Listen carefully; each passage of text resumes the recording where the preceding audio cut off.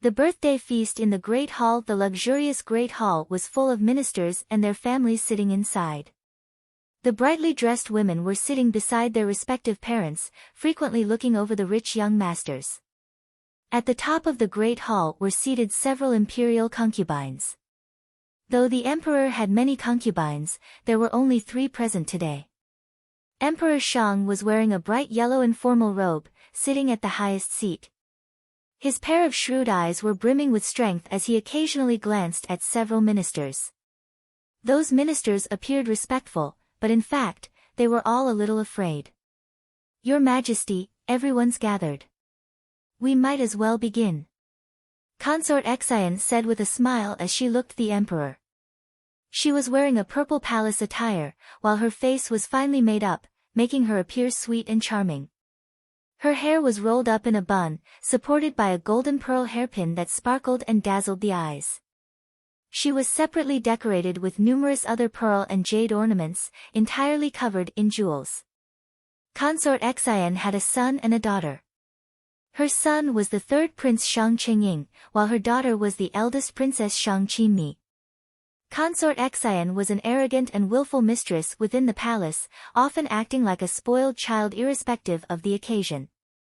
Yet Emperor Shang had never shown any discontent with her.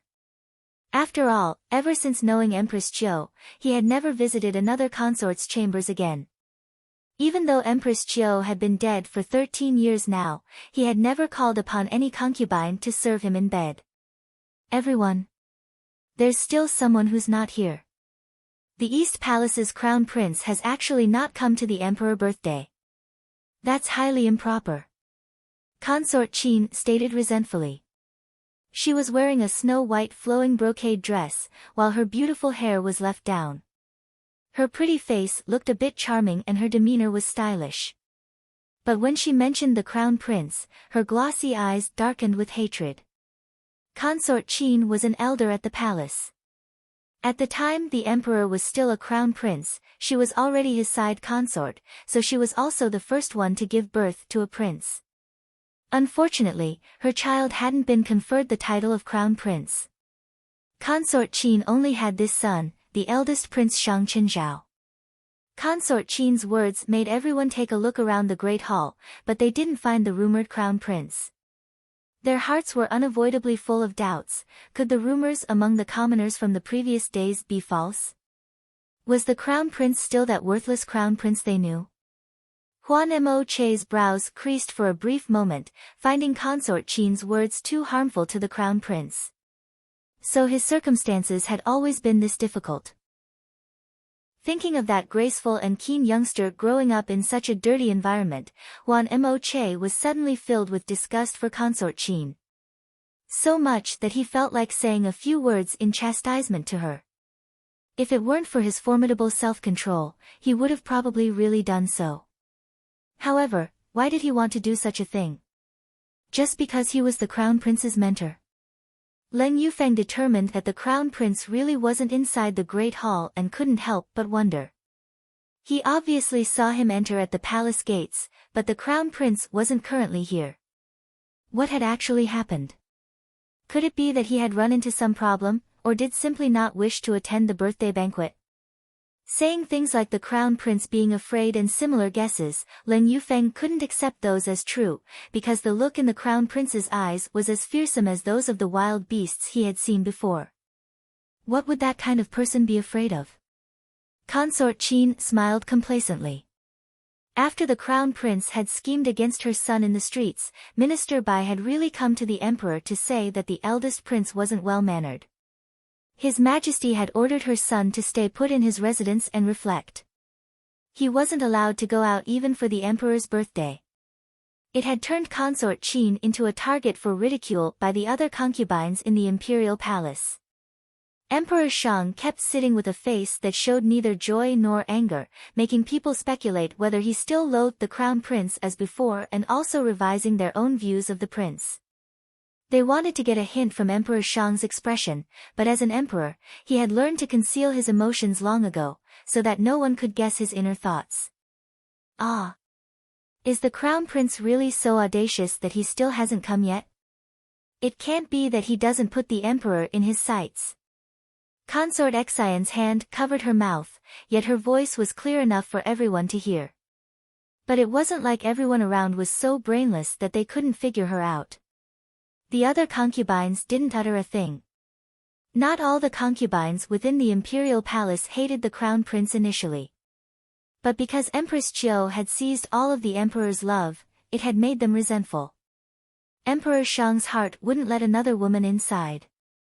How could such a love not make the numerous concubines jealous? But as Empress Qiu was already dead, the resentment had shifted onto the crown prince instead. As a mere concubine, you actually dare speak behind this prince's back? I wonder what filthy thing Consort Xian's mouth has eaten today. A low voice, cold enough to freeze people, rang from outside the main hall. Everyone realized that the crown prince had come, so they turned to look at the main hall's entrance. While Huan Imo Che's expression loosened up as his heart calmed down. Leng Yufeng blanked when he heard the crown prince's words. The crown prince seemed to be fairly unrestrained. Everyone noticed when the youngster wearing a black brocade robe entered the hall. What astounded them was the youth's breathtaking features. He had a fair complexion with a certain frailness to it, yet that didn't decrease his appeal. His eyes were tranquil without a ripple, but so clear, one could see the bottom, there wasn't a single impurity within them. They seemed able to absorb a person's heart and soul. He had a delicate but straight nose bridge, the corners of his lips were pulled back in a gentle smile. He was like the spring rain in March, subtle and delicate. Watching the crown prince, something briefly flashed through Emperor Shang's eyes, before it disappeared as though it never existed.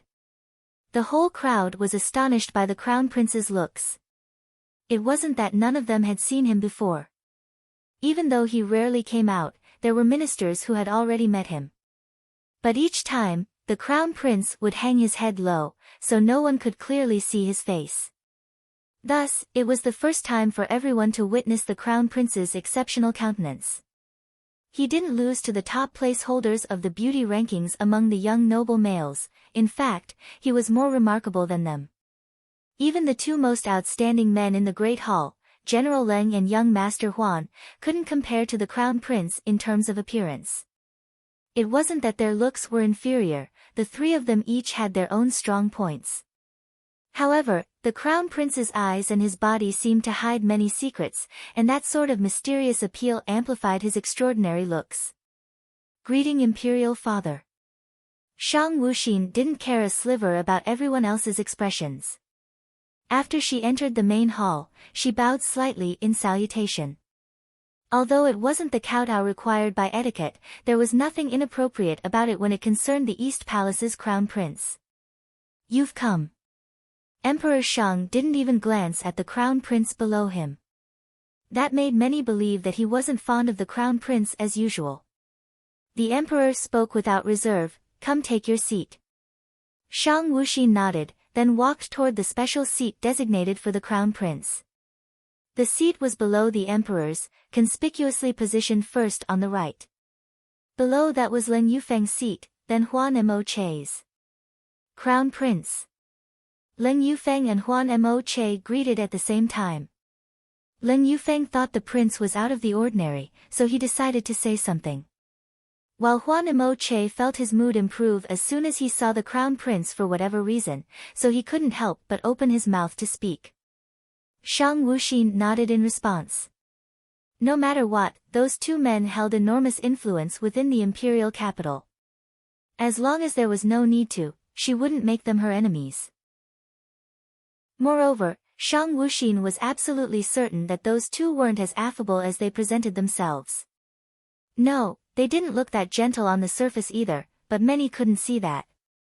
At that moment, the people who felt that the crown prince's position was hopeless, suddenly got a shock. The two men, who had greeted the crown prince on their own initiative, were actually General Leng and young Master Huan. When had those two ever taken the initiative to greet any of the other princes before?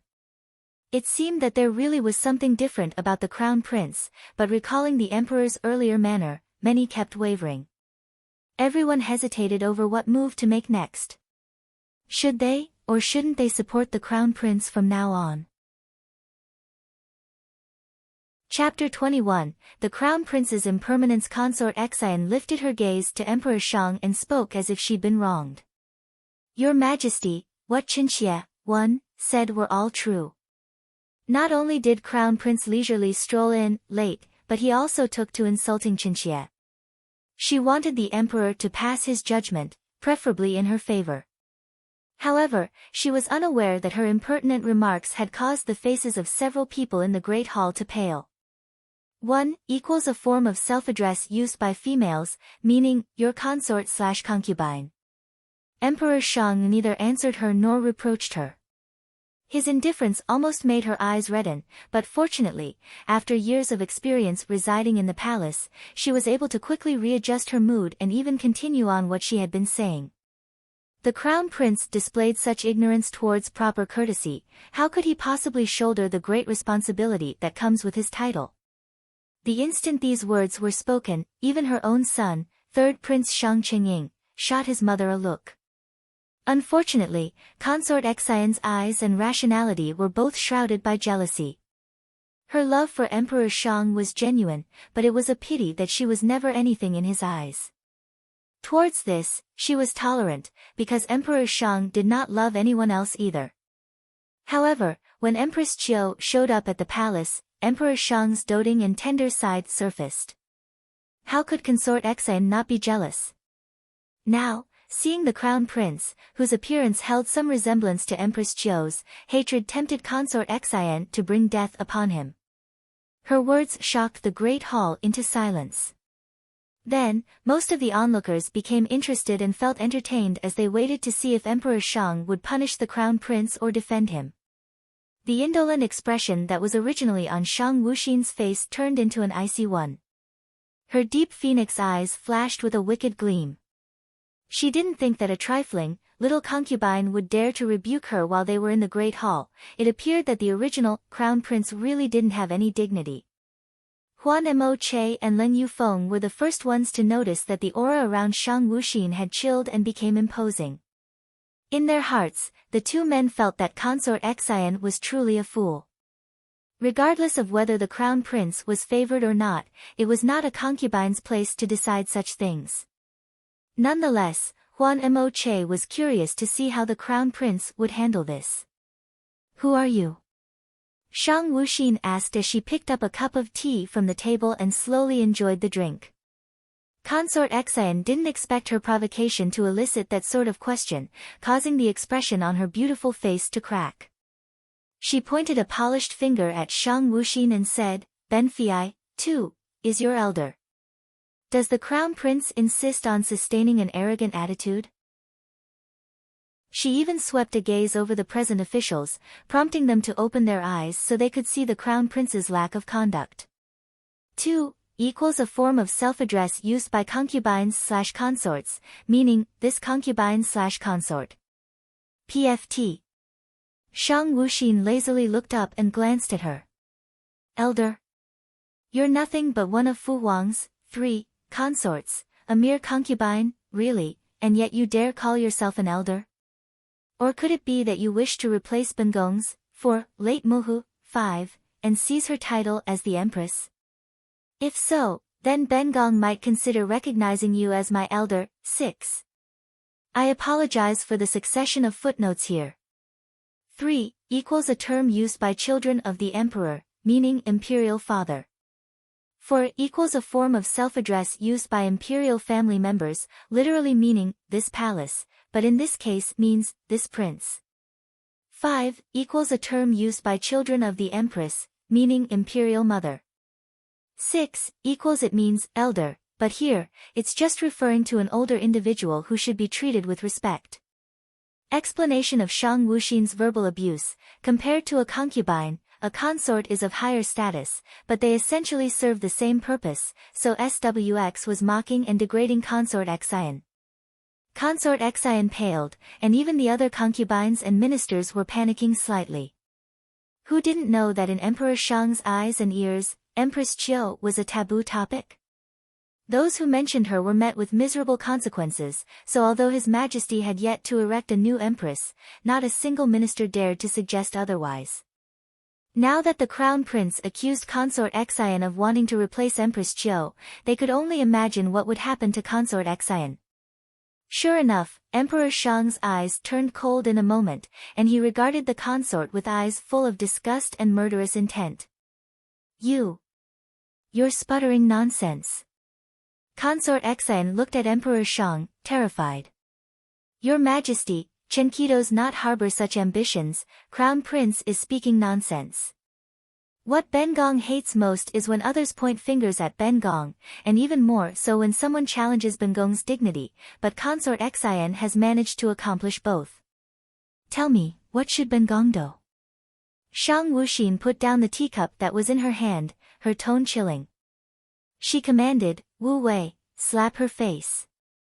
Wu Ju, Consort Xian's finger is quite detestable. Shang Wuxin's words had just left her lips when Wu Wei and Wu Ju walked out from behind her and moved towards Consort Xian. The corners of their lips were curved into evil smiles. This Consort Xian had the guts to mistreat their master, they'd been holding themselves back for ages. You dare!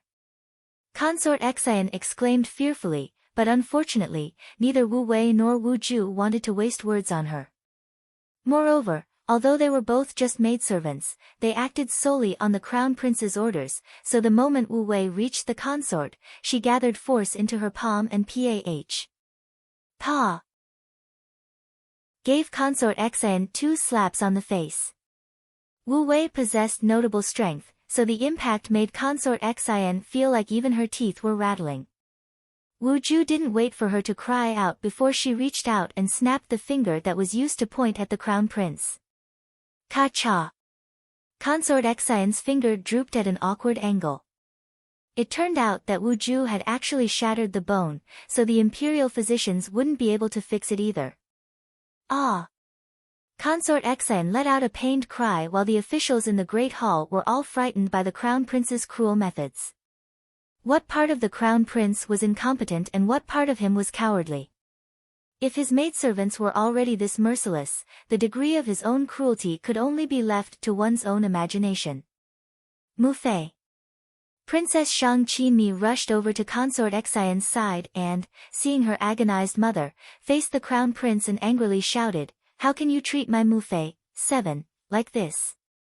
7 equals a term used by children of consorts/concubines, meaning mother consort/concubine. In response to the princess's accusation, Shang Wuxin said unhurriedly, despite being a trivial little concubine, Consort Xian dared to instigate the relationship between Fu Huang and Ben Gong. Her offense calls upon punishment. The imperial harem shouldn't be meddling in political affairs, yet Consort Xian tried to abet imperial father into revoking Ben Gong's position as the crown prince. What's more, Fu Huang's love for Muhu is immovable, but now Consort Xian wants to sit in the empress's seat. Say, Huangji, 8, why can't I give her a small punishment? 8 equals a term used between children of the emperor, meaning imperial older sister. Shang Qinmi couldn't utter a word. Although she knew that the crown prince was simply making groundless claims, she had no way to refute. Moreover, now that Empress Qiu was involved, not only would Fu Huang not help, he might actually berate Mu Fei instead. Fu Huang, do you think Ken 9's actions were appropriate? Shang Wuxin looked up at Emperor Shang, seemingly unafraid of his sharp gaze. In the eyes of everyone else, the crown prince's aura was even more fierce than the emperor's. 9 equals a form of self-address used by sons of the emperor, meaning, your son. For crown prince to partake in easing Zhen's cares and burdens, Zhen, 10, feels very gratified. Emperor Shang answered apathetically, and with that, the matter became a thing of the past. Nobody paid heed when Princess Qinmi escorted Consort Xian back to her seat. 10 equals a form of self-address used exclusively by the emperor, referring to oneself. Still, no one could figure out Emperor Shang's intentions or what he thought of the crown prince, but there was one point that everyone saw clearly, the former crown prince was but a guise, and now that the guise was shed, his true nature was revealed. From now on, they would have to be more cautious towards him. Chapter 22, Special Birthday Commemoration. In the center of the Great Hall, palace girls swathed in dancing robes were immersed in performing a meticulous dance, but alas, there'd always be a few restless dancers who would repeatedly send flirtatious winks towards the sons of the palace officials. The three most handsome men in the Great Hall were met with no exceptions. Shang Wuxin wore a smile on her lips as she watched the coquettish dancers, but who knew what she was laughing at? One could suggest that maybe a dancer had caught the crown prince's eye, but that didn't seem right. A majority of the onlookers agreed that compared to His Majesty's, the crown prince's thoughts were much harder to surmise. Ling Yufeng did not spare a single glance for the dancers and instead focused solely on drinking the wine in front of him on the table. To him, women weren't even as appeasing as good wine. If it weren't for the event being His Majesty's birthday commemoration, Ling Yufeng would have thrown the dancers out already. Huan Mo Che took in the hall's scenery with a warm and mild gaze, but he didn't look at the dancers. The looks they cast him were openly ignored. He suddenly felt that no matter how beautiful these women appeared, they were only soiling his eyes, for they could not compare to the crown prince. With the dance performance, the hall's ambience improved significantly, inducing a much more harmonious atmosphere. Earlier, because of Consort Xian, the atmosphere had turned cold, but now it was becoming lively again. It was, after all, His Majesty's birthday, so why wouldn't everyone wear a joyous expression? Fu Huang, 1, a Ken, 2, wishes Fu Huang boundless longevity and good health. Eldest Prince Shang Chengzhao knelt down respectfully and held up a landscape painting that he'd personally painted. The painting itself was not particularly striking, but its eminence was in the fact that he'd painted it with his own hands. 1 equals a term used by children of the emperor, meaning Father Emperor. 2 equals a form of self-address used by sons of the emperor, meaning your son. And 3 eldest prince's efforts are indeed genuine. Emperor Shang was quite satisfied with the gift and gestured for eunuch Su to stow it away. 3 equals a sound of agreement or acknowledgement.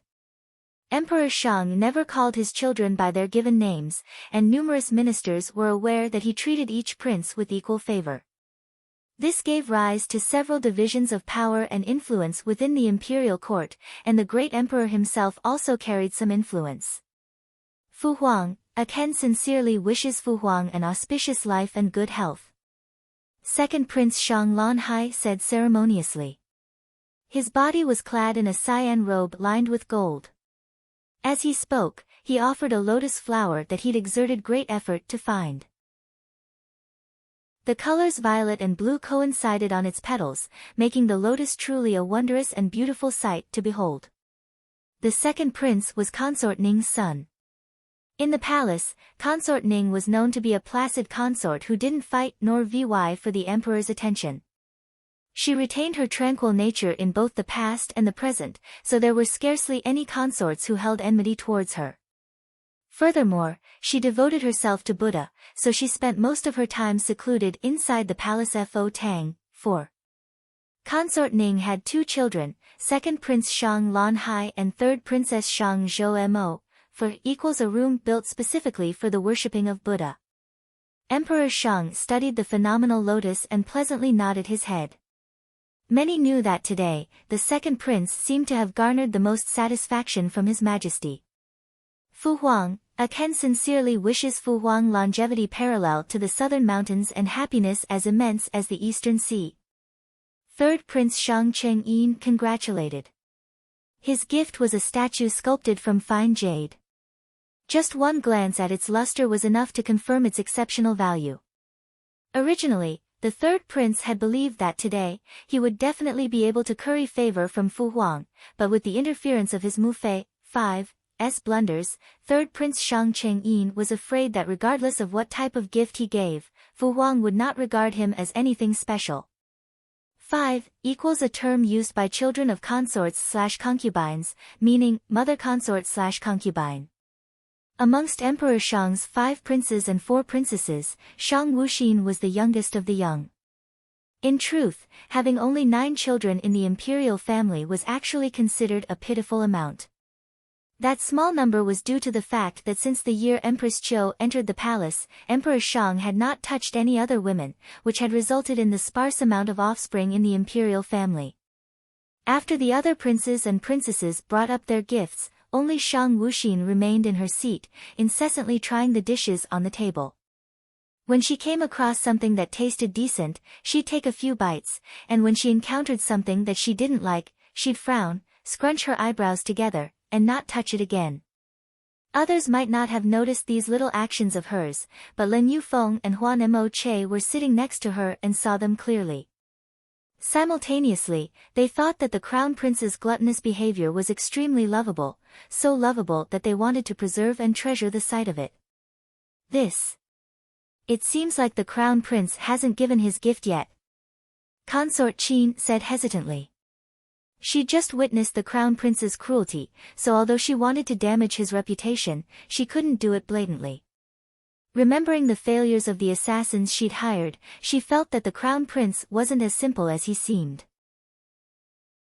At her words, everyone turned their attention to Shang Wuxin.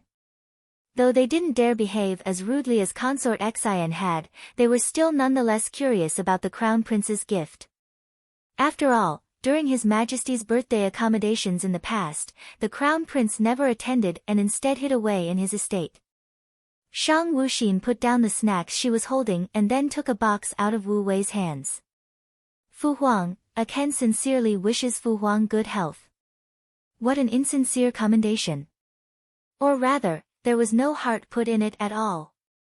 Several people thought that perhaps the crown prince was too spontaneous, or perhaps he was too reckless, but those who were wise felt that the crown prince was truly a laudable figure. He hadn't bothered to display an act of false adulation. Emperor Shang didn't look at the box's contents even after eunuch Shi retrieved it. As it was about to put it away, the 4th prince made a sound. I wonder what type of gift the crown prince has bestowed. Crown prince, you may as well let us feast our eyes upon it.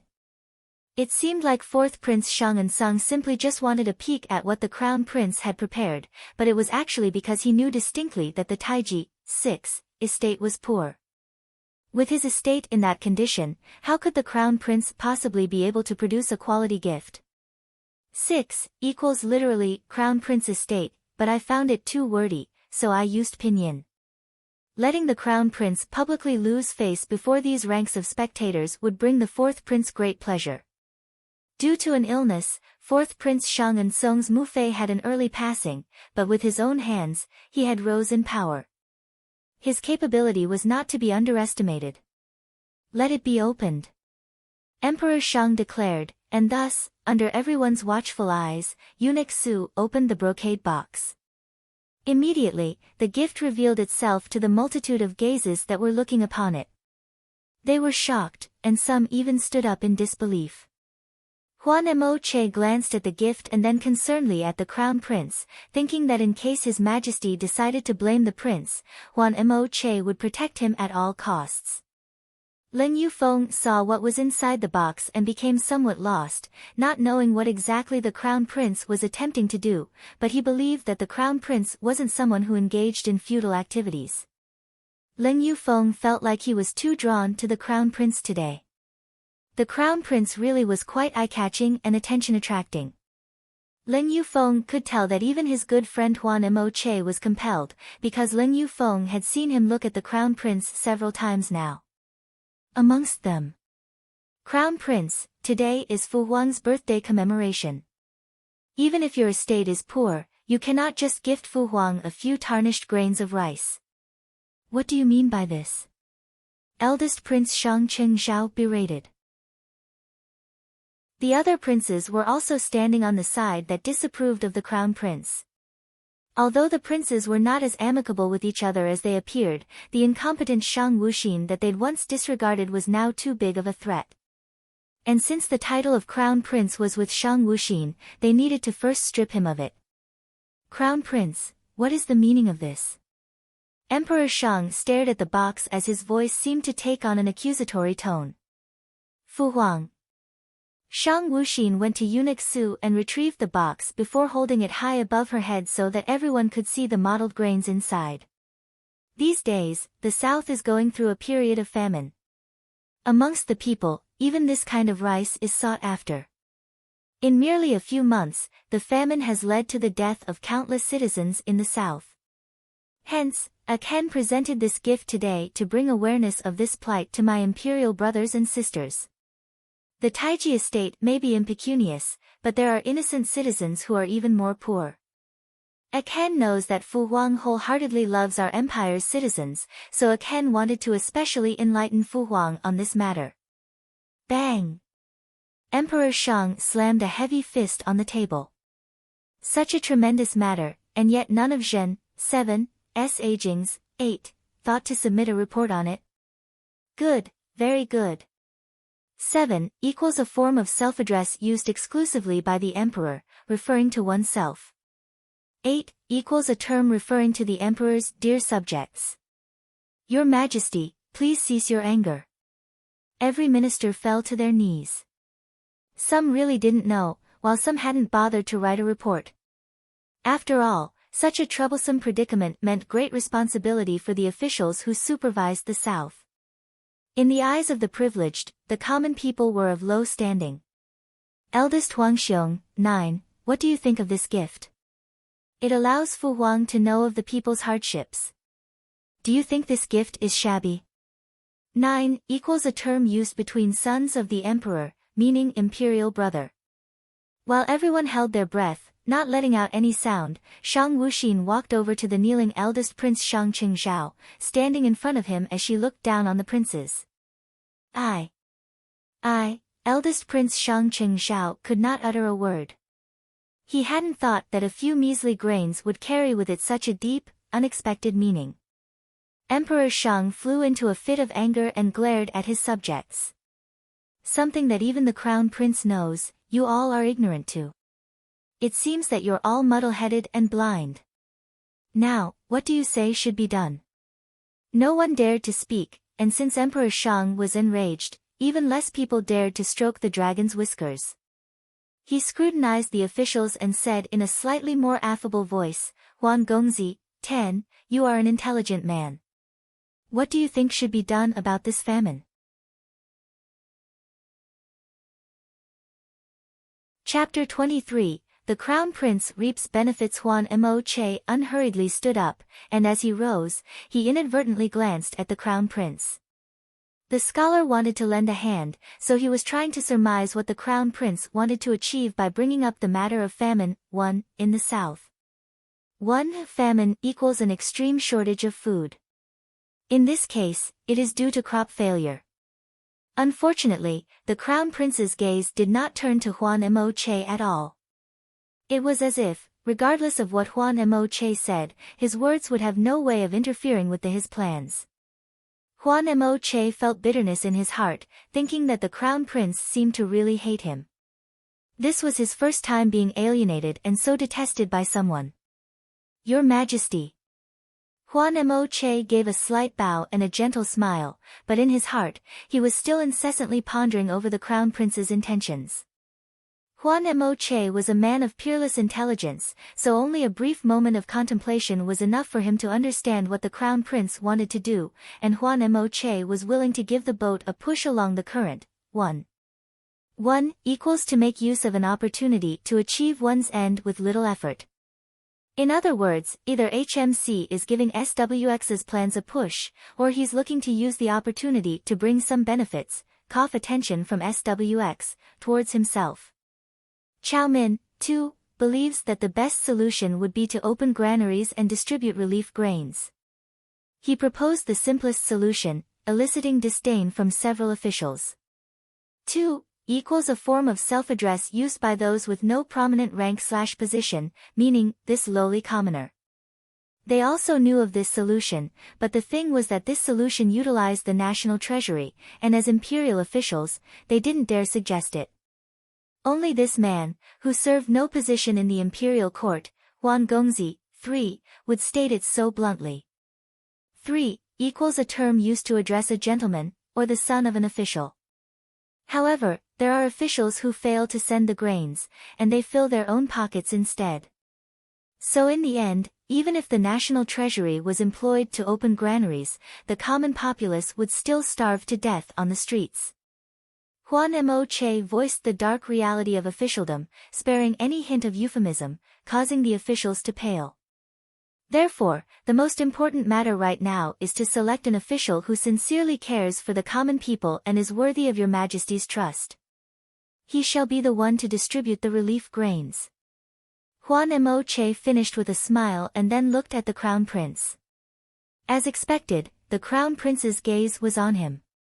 Although there was neither sorrow nor joy in their depths, the eyes that stared at Juan Mo Che were earnest. Those eyes were breathtaking. Shang Wuxin had always been aware that this highly praised man was very intelligent, but she hadn't thought that he would be able to guess her intentions so easily. Moreover, he'd even helped her a bit. She knew that this man was the son of the left premier, and the left premier. 4 equals a highly regarded position in the imperial court, known as the left-hand prime minister. There should also be a right-hand prime minister, and the concept is similar to having both a left-hand and a right-hand man. Emperor Shang was particularly satisfied with Juan Mo Che's call a spade, 5 manner. Juan Gongzi was wise and equally honest. It was a pity that his repetitive attempts to enlist him into the imperial court were all met with flat rejections. If Juan Mo Che did join the imperial court, then even the position of the prime minister might not be considered superior to him. 5 equals to tell something as it is, frank and upfront, with no pretenses. Oh. Then who does Juan Gongzi think should sent to provide relief for the south? Emperor Shang asked. This was his way of putting Juan Mo Che in an important position. It was actually not the first time either. On countless occasions, Emperor Shang had turned to Juan Mo Che for advice, and his suggestions were usually accepted. Juan Mo Che did not disappoint him. Every time, his proposals would be reliable and foremost. Juan Mo Che looked at the princes, and they each returned his gaze with somewhat nervous ones. No matter who was sent to distribute the relief grains, the benefits reaped by the chosen one would be exceptional. Countless silvers could be gained. More importantly, showing one's face while carrying out this task would ensure a good reputation, which was exactly what every single prince desired. Chao Min thinks the crown prince is the most suitable candidate. Juan Mo Che's words raised 1,000 ripples. 6 equals to cause a commotion. The first one to step out in rebuttal was, unexpectedly, Juan Mo Che's own father, Left Premier Darren. 7 Left Premier Huan Enping wore imperial official robes. Although his age was no longer small, one could still perceive that in his youth, he had been a man of rarely seen beauty and appeal. 7 equals a title of respect towards a superior individual, meaning, great one. He glared at Juan Mo Che. Left Premier Huan Enping knew that his son had always been a restless one who even he was incapable of restraining. If it weren't for the fact that Juan Mo Che was the only son in their household, why else would Left Premier Huan Enping tolerate his son's disobedience? Your Majesty, please reconsider. Mo Che is merely a Chao Min without an official position. How could he possibly conduct the imperial court's important matters? Mo Che, why haven't you stepped down yet? Left Premier Huan Enping snapped. Unfortunately for him, Juan Mo Che paid his father no heed, causing Left Premier Huan Enping's elderly countenance to almost lose its calm. Others envied him for having a brilliantly knowledgeable son with exceeding features. Juan Mo Che was impeccably famous, yet no one knew that Left Premier Huan Enping actually considered his son a thorn in his side. Shang Wuxin observed Left Premier Huan Enping's pretentious behavior and could tell that the father and son pair shared a strained relationship. It seemed that Juan Mo Che did not feel any filial love for his father. No wonder Juan Mo Che helped her. Left Premier Huan Enping belonged to the eldest prince's faction. His Majesty threw a discontented glance at Left Premier Huan Enping but did not verbally reprimand him. His Majesty appeared to be far removed from the masses and reality, 8, and controlled the matter of life and death, but in fact, there were dilemmas only he would know. The imperial court was too powerful. He'd spent so many years eliminating those who gained a degree of imperial authority, but they were not enough. Far from enough. 8 equals to sit up high in a leading position, different from the rest. Huan Gongzi is the capital's top Gongzi. Who else could surpass his wisdom and wits? Emperor Shang rebuked and then looked at the assembly of people as he said, or does someone hold another candidate in mind? Zhen, 9, would like to see just who would enjoy this toilsome assignment. 9 equals a form of self-address used exclusively by the emperor, referring to oneself. Chen, 10, thinks that the eldest prince is very suitable. Left Premier Huan Enping said. He knew that if he didn't speak up, another official undoubtedly would. 10 equals a form of self-address used by members of the imperial court, meaning this official. Left Premier's suggestion, I'm afraid, is inappropriate. Huan Mo Che saw that the crown prince was about to say something, so he quickly rushed to interfere, not wanting the crown prince to go against the left premier. After all, the left premier's influence was great, so if he were to bear a grudge against the crown prince, it would be disadvantageous for the crown prince's future. Shang Wuxin's raised an eyebrow. Again, she hadn't expected that this Huan Mo Che would so blatantly challenge his own father while they were in the Great Hall and continue to assist her so tenderly. If it weren't for those peach blossom eyes, she would have felt that this kind of man would be fitting to be her confidant. The famine in the south has become so severe, yet none of the other princes reported it. Crown Prince cares for the people, so of course the Crown Prince should be the one to carry out the task. If the eldest prince was truly more suitable, then where was the eldest prince at in the beginning? Chao Min would like to point out that the south is a fief belonging to the eldest prince. Huan Mo Che said without a shred of fear. Even if he was facing the risk of offending a country's emperor, he would still speak similarly. It was not because he was arrogant, but simply because he held the ability. Chao Min believes the crown prince is most ideal for this task. Furthermore, his heart is one that loves the common people, and that is a blessing to them. Once he was done speaking, he sat back down. He'd done all he could, now, the rest was up to His Majesty. Chen also believes that for resolving the famine in the south, the crown prince is most suitable. Bai Shang Shu, an official who never picked sides and always remained neutral, spoke out. This time, he truly admired the people-loving crown prince. Regardless of whether or not the crown prince was just trying to grasp the opportunity to procure favor, he'd acknowledged the famine, which in itself made him very admirable. Emperor Shang thought for a moment before declaring, the task of opening granaries and distributing relief grains will be handled solely by the crown prince. In 5 days, the crown prince shall take grains to the south. Shang Wuxin's eyes flashed with a faint trace of something, and that look in her eyes was spotted clearly by Huan Mo Che. He took a glimpse and said, Your Majesty, the road to the south is infested with bandits. The crown prince should have an escort. He was afraid that it would take the crown prince a long time to return from his journey to the south, and he was willing to be the aforementioned escort. However, Fu Huang, 11, Ken, 12, thinks that General Leng would be a very good candidate. Shang Wuxin smiled. It wasn't that she was ignorant to Huan Mo Che's intentions, but she really did hate those eyes. She was afraid that he'd rouse her heart. 11 equals a term used by children of the emperor, meaning father emperor. 12 equals a form of self-address used by sons of the emperor, meaning your son. Huan Mo Che's eyes were originally crinkled in a smile, but he then lowered them as he formulated a new plan. Leng Yufeng didn't expect the crown prince to mention him, but he knew that refusal was not an option. It appeared that his plans of leaving the capital as soon as possible would have to be put aside. Then General Leng will accompany Crown Prince to the south. Emperor Shang decided. You may all be dismissed.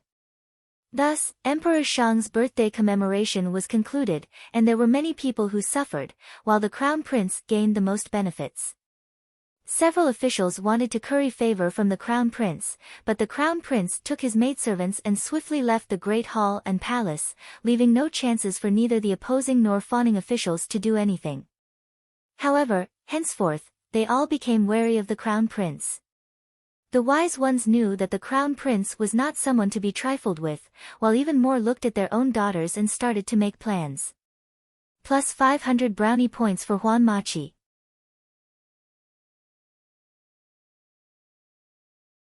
Chapter 24, Han Xianhao's plans. Shang Wuxin stood amidst the flowers in Taiji Estate's garden, appearing as though she was admiring the blossoms when in fact, her eyes were emotionless. The ample garden scenery seemed incapable of holding her attention for even half a minute. Crown Prince, these days the estate has been receiving a huge amount of invitations from numerous officials. Do you want to respond?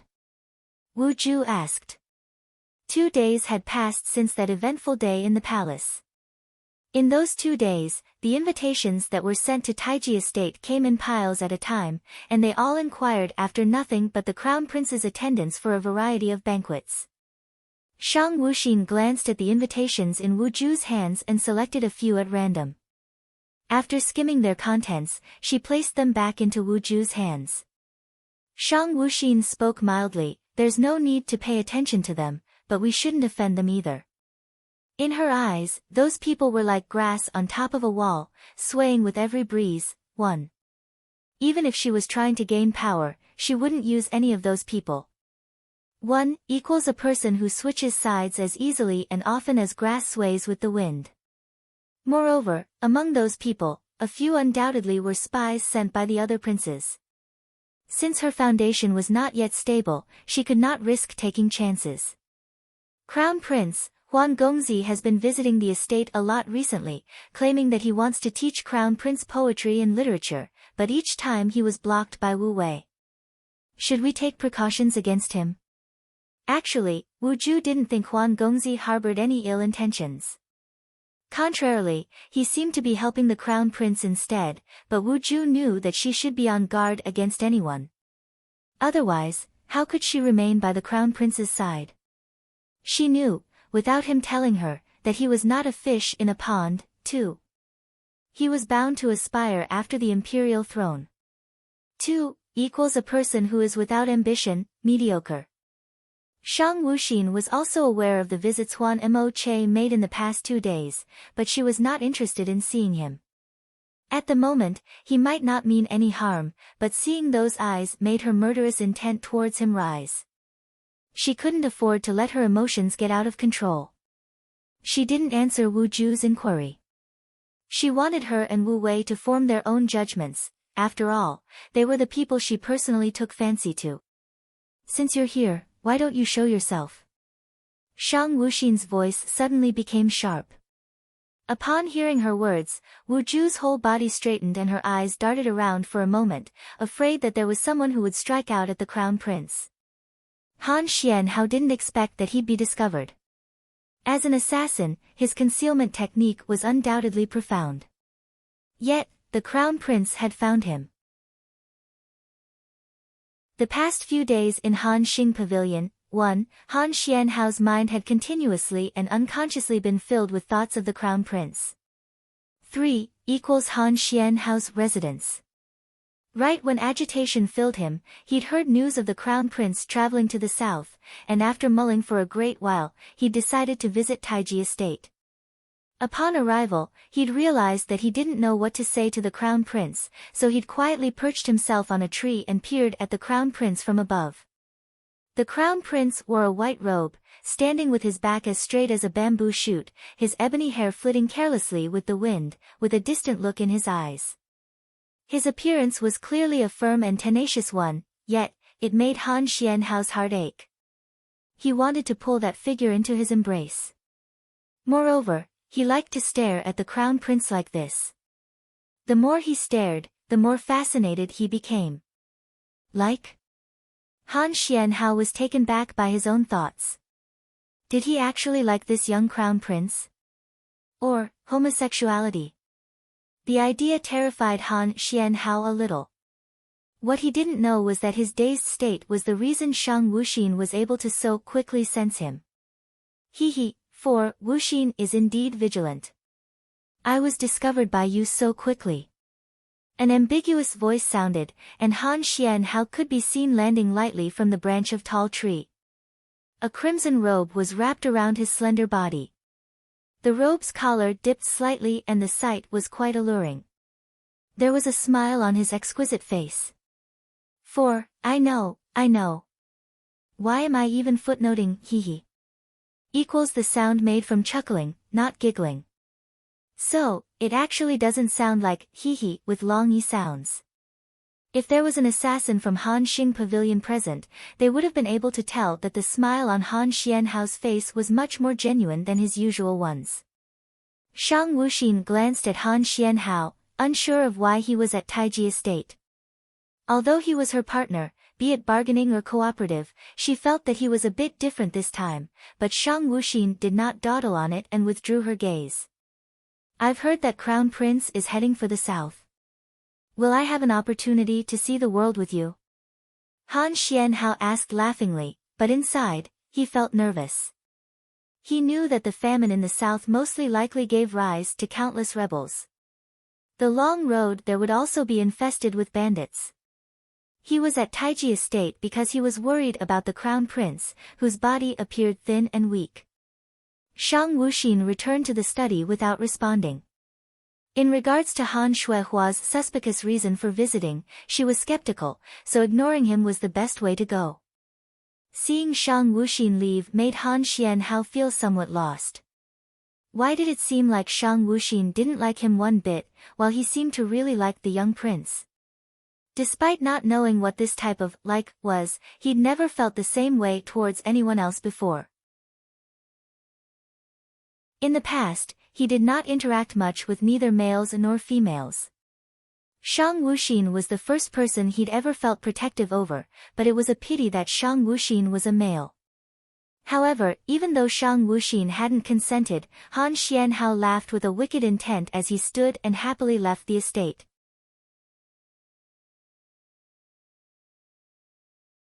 Chapter 25 1. Lin Yufeng's solicitude night silently fell. On a mountain slope outside of the capital, Shang Wuxin was sitting motionless on a snow-white horse. Accompanying her were 1,000 soldiers and carriages loaded with grains. They had long been waiting. Everyone was wearing standard black attire, and under her command, even the flags had been taken down. In ancient China, when those with status travel, they would raise flags that show which clan and such they belong to. Crown Prince, the provisions have already been sorted and tallied, and the soldiers are all present. Lin Yufeng arrived at the Crown Prince's side. Under the moonlight, one could discern that Lin Yufeng's whole body was clad in black, including a midnight cloak, his appearance handsome, with a pair of apathetic, inky irises and strict, thin, unsmiling lips. He emitted icy confidence that was as cold as snow. Shang Wuxin nodded, and at that moment, an official went to her and asked curiously, "Crown Prince, why must we embark at night time? And why are we not permitted to wear military clothes?" This official wasn't the only one confused. The soldiers were too, so they all perked up their ears. The man who had asked the question was about 30 years old, and his position was that of a vice minister's. This man was Bai Shang Shu's son, Bai Shaolin. His looks were ordinary, but he'd inherited his father's righteous air. Under his father's instructions, he was accompanying the Crown Prince on this journey to the south. However, there was another reason for Bai Shaolin's compliance. He wanted to see for himself the prince his father had ever so passionately praised. Noticing that a lot of the soldiers seemed to be looking at the grains in their carriages but was actually perking their ears, Shang Wuxin bluntly said, "This time, Ben Gong is heading out to deliver provisions to the common people, not going out to amuse myself. There is no need for a grand send-off. By leaving at night, we can also catch those with ill intentions unawares. As for your clothes, military attire is very noticeable. If we wear them, wouldn't that the same as asking for bandits to attack us? Certain parts of the mountainside inhabited bandits who were especially abhorrent to those from the capital. This was mainly due to the imperial court's incompetence, which was usually the reason behind the bandits' exiles. Those from the imperial court had repeatedly been robbed to the last pin by said bandits, but if they changed their clothes, even if the bandits were to attack, the attack wouldn't be as harsh as attacks driven by hatred. Bai Shaolin suddenly understood the crown prince's motives and promptly fell to his knees in front of Shang Wuxin. Crown prince is wise. Chen, one, was ignorant. The other soldiers also looked at the crown prince with admiration. They'd heard that the crown prince was very wise, but when were rumors ever as true as reality?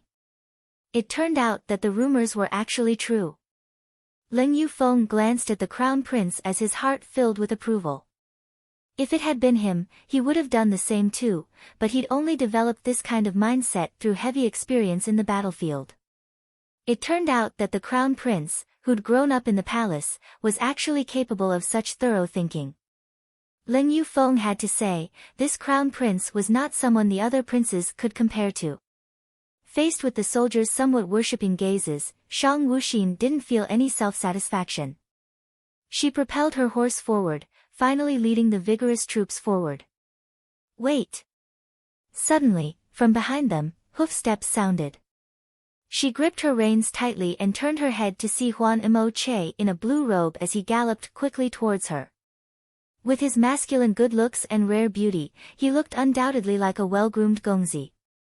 There was a heartwarming smile on his face, and that smile elicited the feeling of caress by a spring breeze. Crown Prince, I want to go too.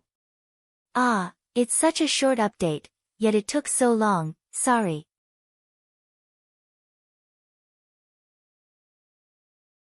Chapter 25. 2. Leng Yufeng's solicitude. Shang Wuxin shot Leng Yufeng a look.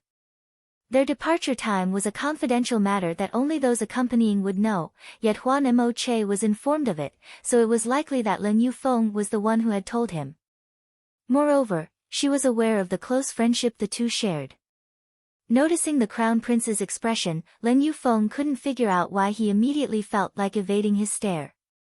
He wasn't oblivious to his best friend's interest in the Crown Prince, so when Huan Mo Che incessantly asked about the journey, he had disclosed the information.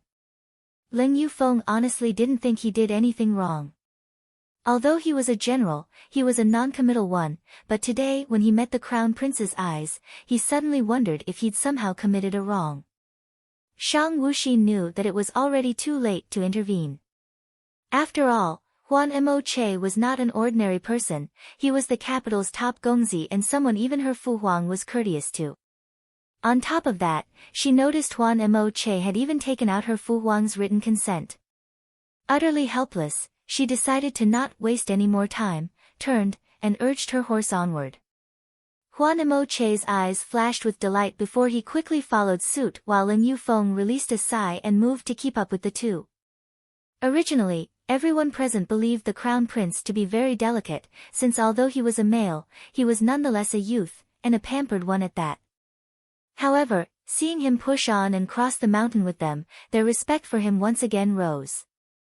When they came across a forest, Shang Wuxin and her two escorts stopped.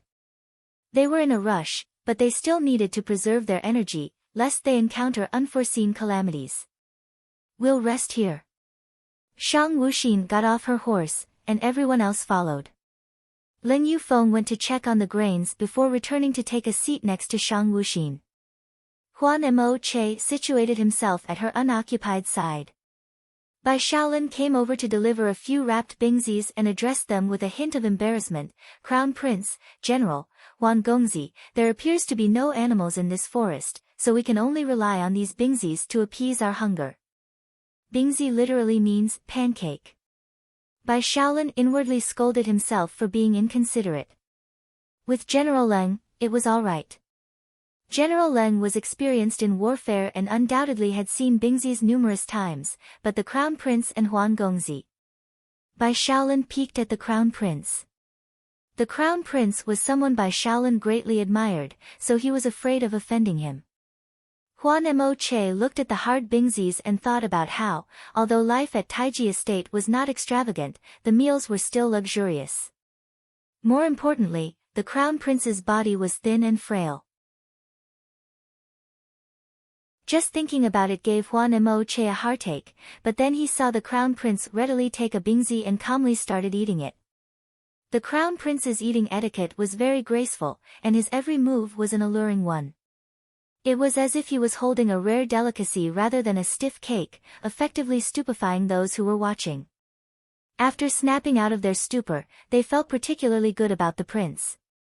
Huan Mo Che saw that the crown prince seemed to have no complaints, so his heart also calmed a bit. He picked up a bingzi and started eating too.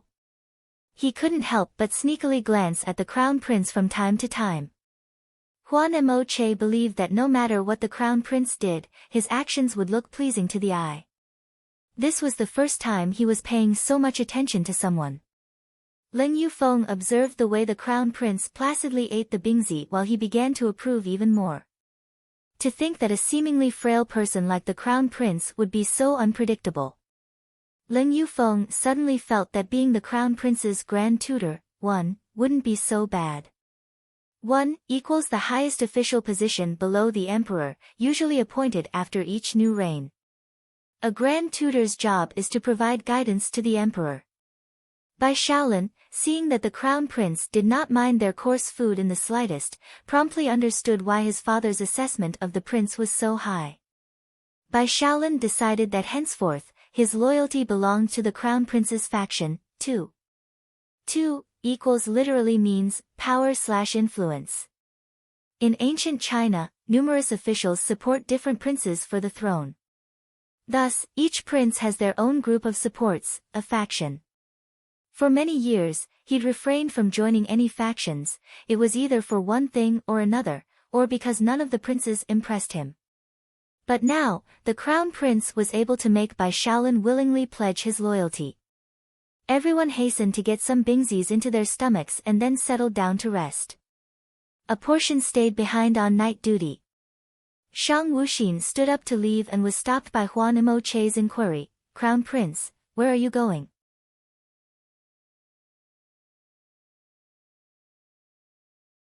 Chapter 26, Han Xianhao's blushing face and palpitating heart. Clearly, you wanted Bengong to discover you. If Bengong failed to do so, wouldn't you be disappointed? Shang Wuxin's voice was cold. She honestly couldn't understand why the Lord of Han Xing Pavilion was tailing her, and she could tell he didn't mean any harm either. Han Xianhao eyebrows rose. Why is Wuxin so intelligent?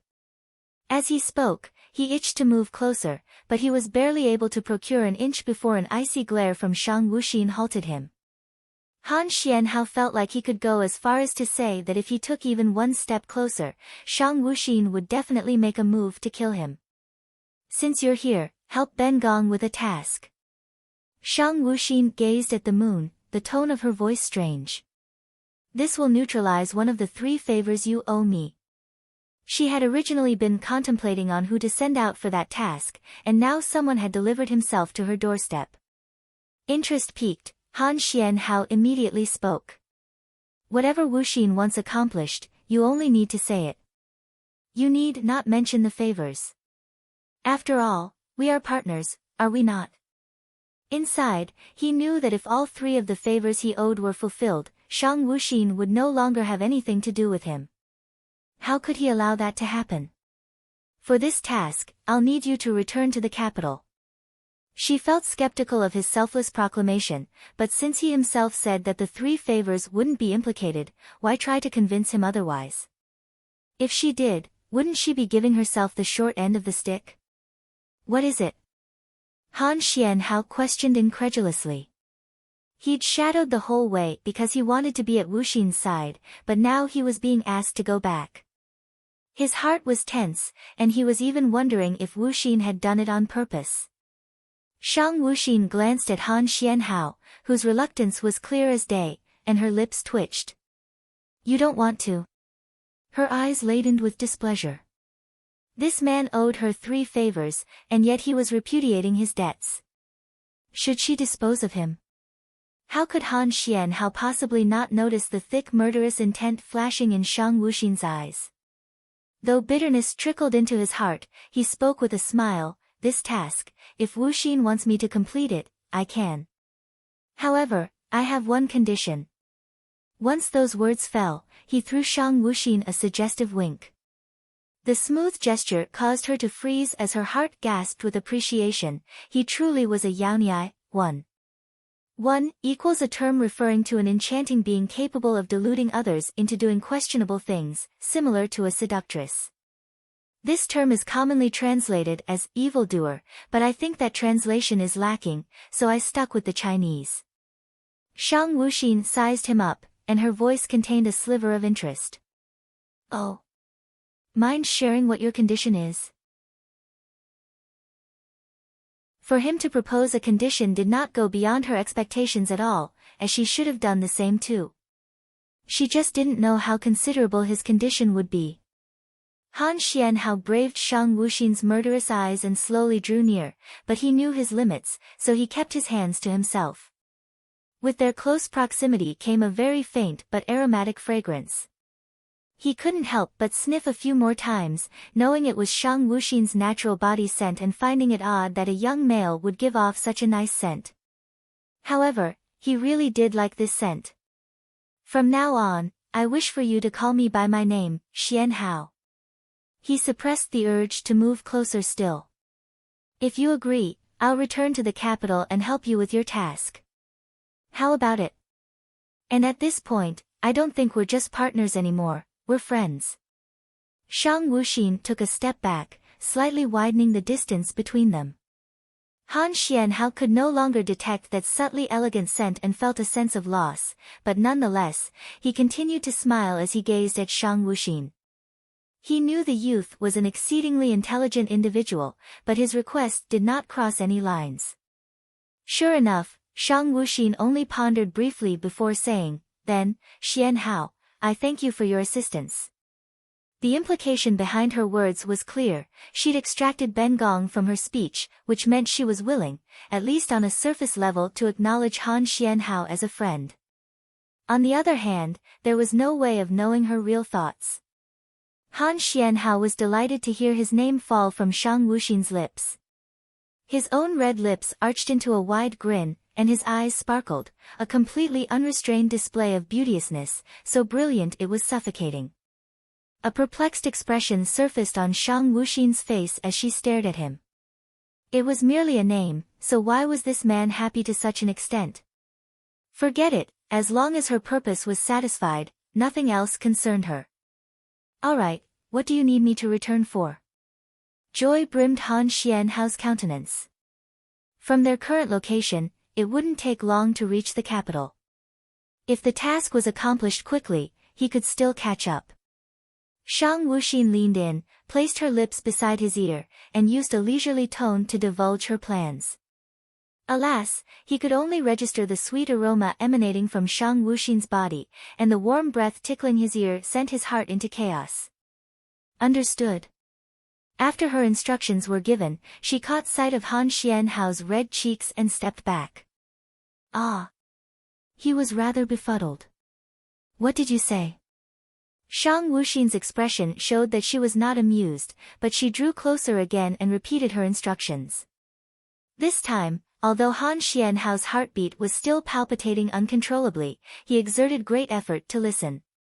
The more he heard, the colder his face became. "Wuxin, rest assured. I will definitely do a good job." He suppressed the subservient smile that threatened to blossom on his face. "I'll take my leave now, take good care of yourself." The man disappeared with a reassuring smile, and as Shang Wuxin watched him vanish, the corners of her lips rose in an evil tilt. When she returned to the encampment, she immediately spotted Leng Yufeng and Huan Mo Che. Instead of resting, they were standing upright at the outer ring of the encampment, as though waiting for her. Seeing that, an inkling of enlightenment crept into her heart. "Crown Prince," they called out. Since they were outside of the imperial capital, they relinquished some of the compulsory courtesy they normally enforced. Shang Wuxin waited for their questions, and as expected, Huan Mo Che opened his mouth to ask, "Crown Prince. Henceforth, it would be best if you refrain from straying too far." Chow Min, too, is not an enemy, at least, not crown princes. 2 equals a form of self-address used by those with no prominent rank/position, meaning, this lowly commoner. For the two men to station themselves at the outer ring of the encampment, Shang Wuxin realized it must have been because they saw her with Han Xianhao. The lake she'd been standing near could be seen from the trio's current spot, which was the top of a high terrain. Han Xianhao's face might have been too far away to recognize, but his interactions with Shang Wuxin were easily perceived. You both should rest. She said nothing more and headed straight for a large tree, closing her eyes once she made herself comfortable. The two men followed and sat themselves at either sides of the crown prince, intending to rest, but were both enthralled. When the crown prince's eyes were closed, his sharp and silent aura of death were diminished, leaving behind only a pale and slim being, akin to an indolent yet seductive kitten. Leng Yufeng and Huan Mo Che were both struck with the urge to clasp the crown prince in their own arms and nurture him. Simultaneously, they removed their outer robes, and when they both leaned toward to drape their own robe over the crown prince, they exchanged an embarrassment look. 2 layers of clothing concurrently appeared on the prince's body and instantaneously added warmth to his body. Shang Wuxin's eyelashes quivered briefly and then eased. The two men who gave her their outer robes also shut their eyes.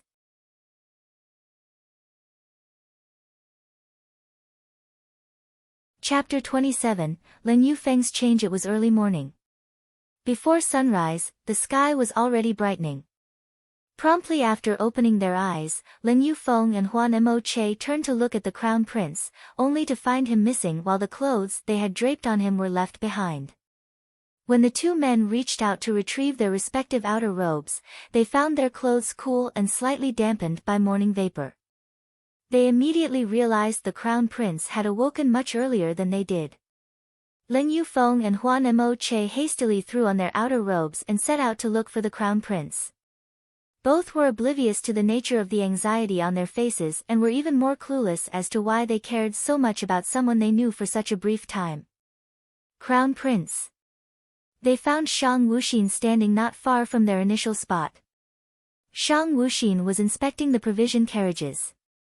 She had not rested at all the night before because there were too many unreliable individuals around her, and not only was she restless, but she was also weighed down by the importance of her disaster relief assignment, so how could she possibly fall asleep? Leng Yufeng and Huan Mo Che were actually also vigilant, but the faint aroma emanating from the figure between them had lulled them to sleep. Even so, if they had sensed the slightest of movements, they would have been the first ones to rouse. Shang Wuxin glanced at the two and nodded. They both felt rather embarrassed, for they held the responsibility of protecting the crown prince, yet they had unexpectedly been unaware of his awakening. Instruct the troops to quickly eat something and then we'll set off. Shang Wuxin commanded, knowing the longer they delayed their arrival, the more innocent lives would be lost to hunger.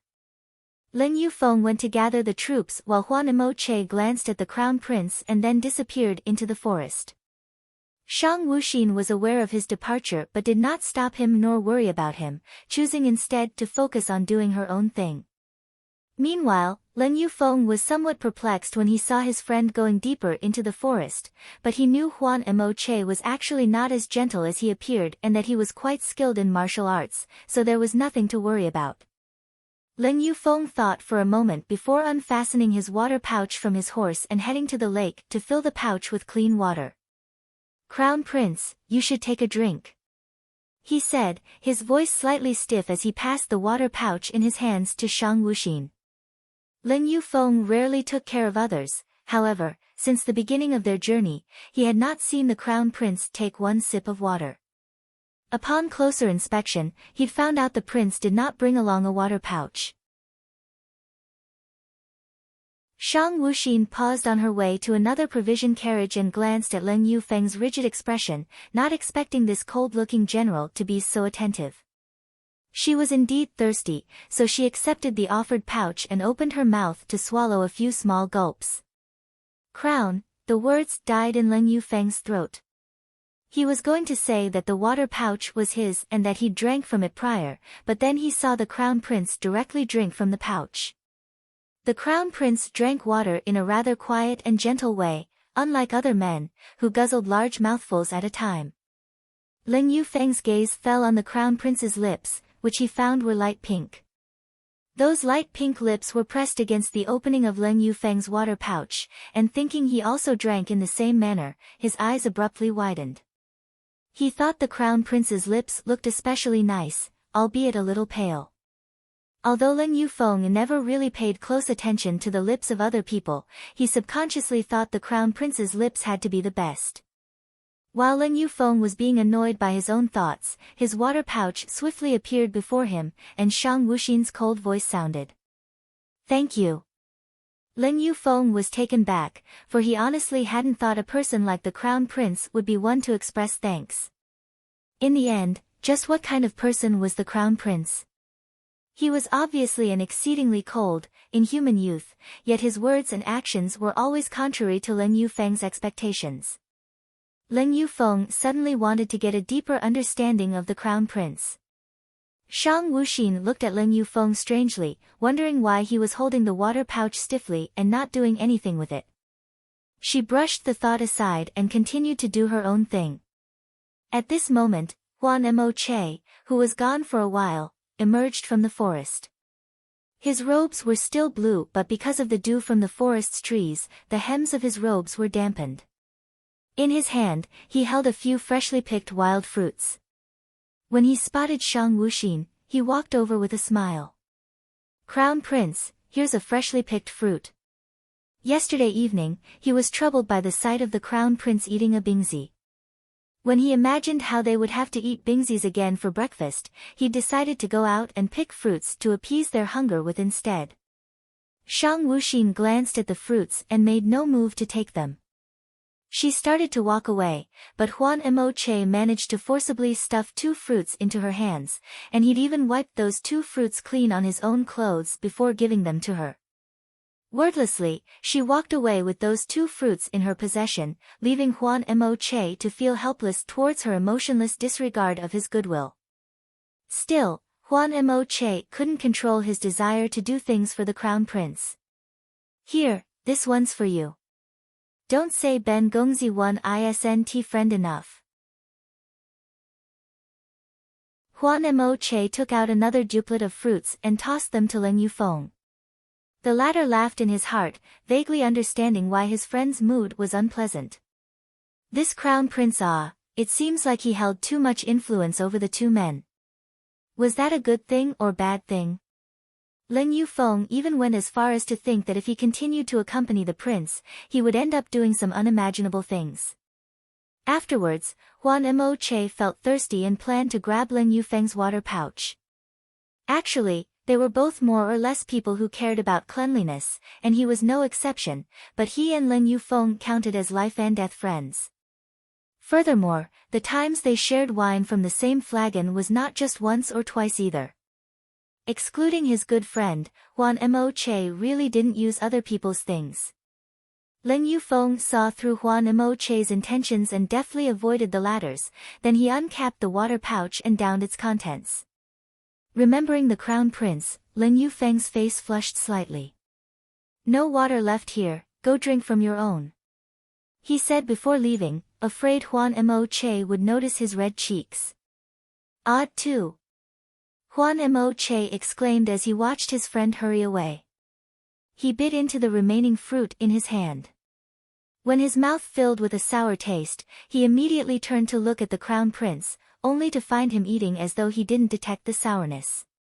He just ate it like that, halting Huan Mo Che, who was on his way to stop him. It looks like he discovered the Crown Prince's taste for sour foods. Could that be counted as progress?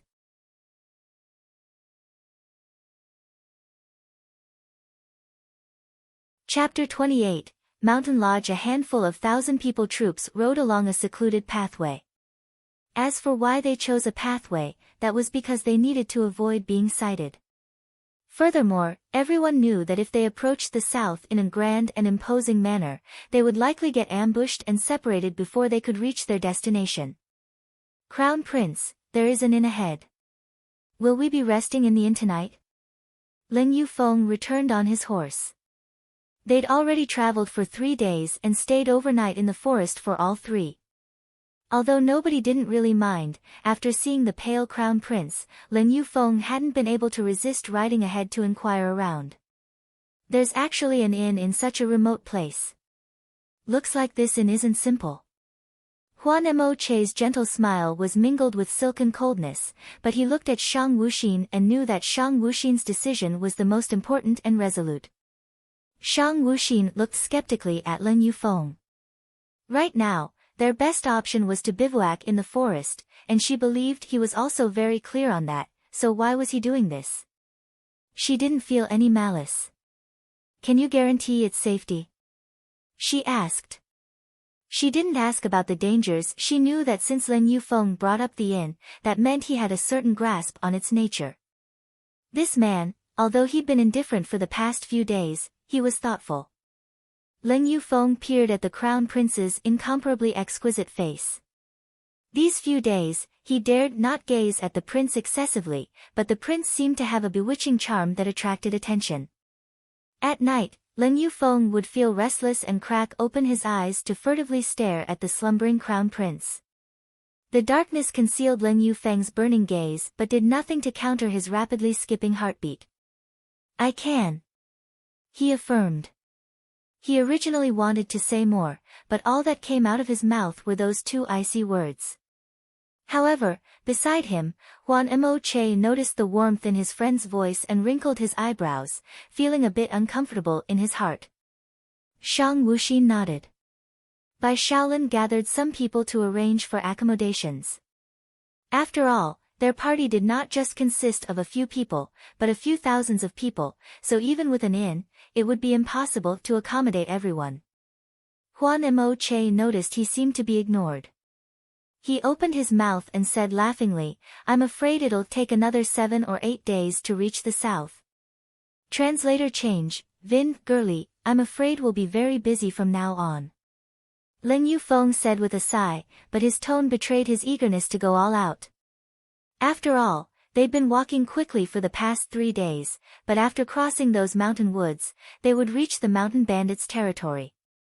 In the coming days, the journey wouldn't be as easy and relaxed.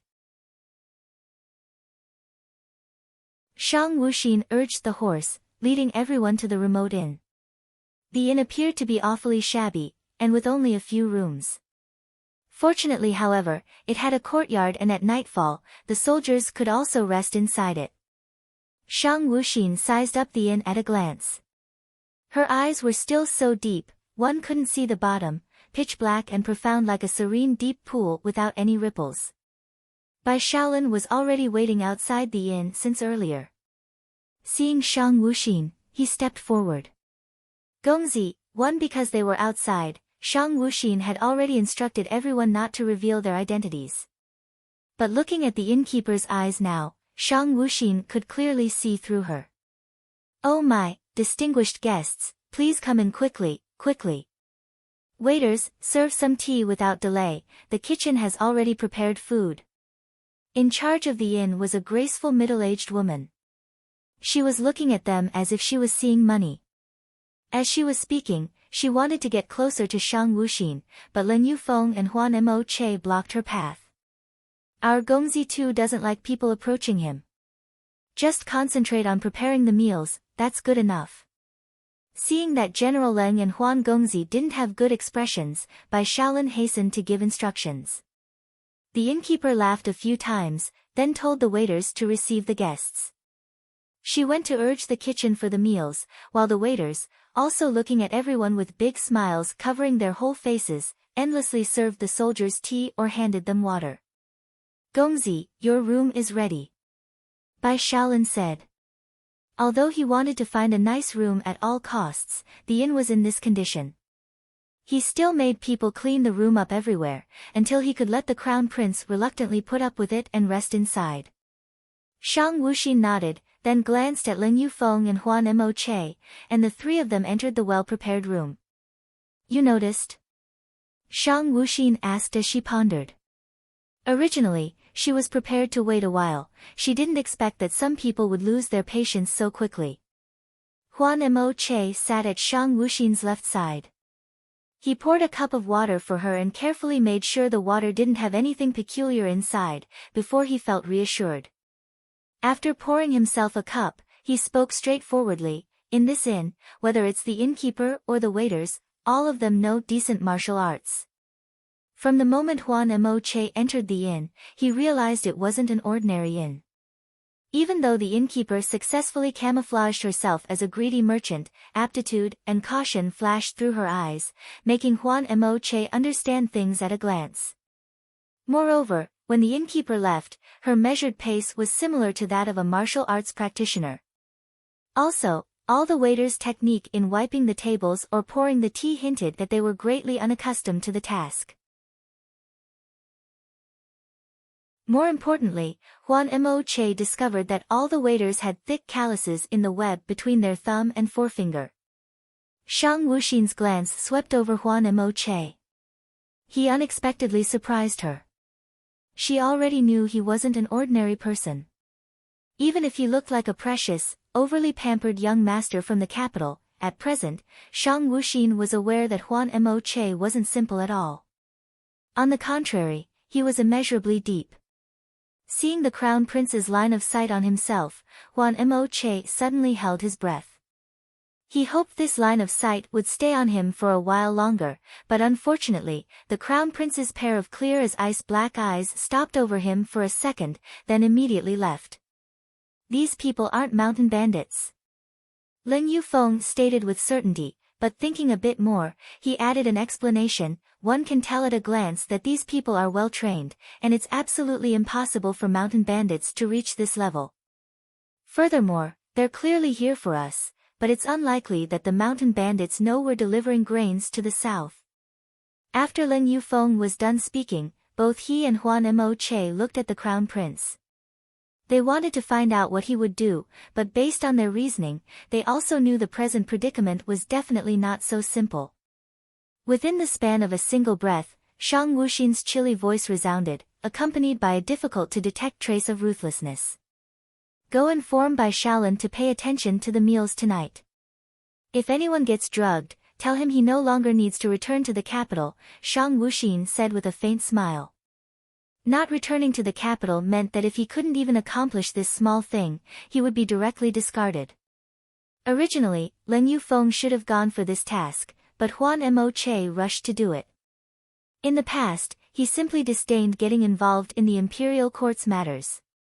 But now he thought that only getting himself involved in those matters would perhaps make the crown prince gaze at him a few more times like earlier. "Tonight," Shang Wuxin mumbled in a low voice, "will be fun." Lin Yufeng was looking at the crown prince, who was deep in thought over something with his head lowered. He was dressed in white brocade clothes with black edges. His black hair was like a waterfall, a jade hairpin holding it up as it draped over his shoulders and spilled over his back. He gave a cold impression, unable to be melted. Pale red lips, profound eyes, extraordinarily dignified, giving off a trace of ice-cold, bewitching flavor. A matchless cool elegance. As he looked on, Lin Yufeng got somewhat obsessed. He was even imagining, if the crown prince didn't have that kind of chilly manner, he ought to have such a graceful bearing. Shang Wuxin suddenly raised her head and looked at Lin Yufeng as she approached him, stopping a short distance away from him. "General Lin won't go rest?" Startled, Lin Yufeng immediately retreated several steps. Previously, whether he was facing thousands of enemy soldiers or facing life and death, Lin Yufeng had never retreated. But now, simply because the crown prince got near, Lin Yufeng became a little terrified and withdrew several steps. He was afraid the crown prince would find out about those indistinct, unbearable thoughts of his. He was even more afraid that he wouldn't be able to restrain himself. As for what he would be unable to restrain, even he didn't know. Without saying a word, Lin Yufeng hurriedly walked out of the room. Looking at Lin Yufeng, who seemed frightened, Shang Wuxin felt a little helpless. Was she too scary, frightening such a valiant general?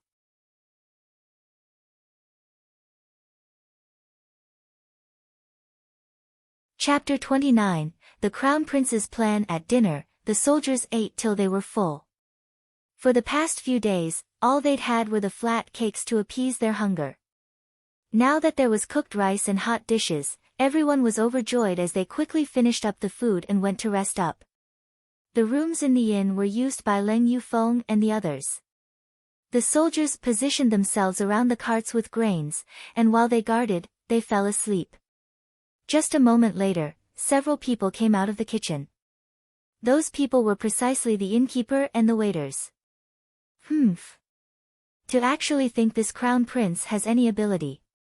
He's unexpectedly so easy to fool, still wet behind the ears.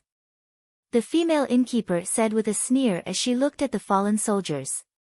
Their master had even told them to be extra careful and that the crown prince couldn't be underestimated. But to her, the crown prince seemed like a child who hadn't seen the world yet. Tell everyone to carry off the grain first. The innkeeper instructed. If so many grains entered her master's hands, who knew how much money they would obtain?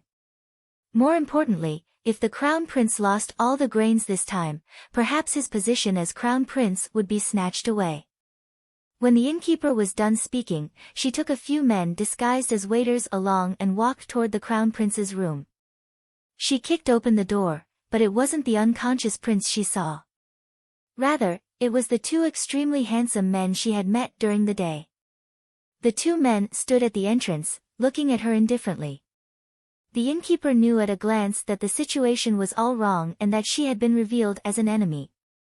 She promptly turned her head to look at the courtyard, and sure enough, those previously sleeping soldiers all stood up, each one of them with abundant vigor and brimming with killing intent. None of them appeared to be drugged and confused. Bad luck.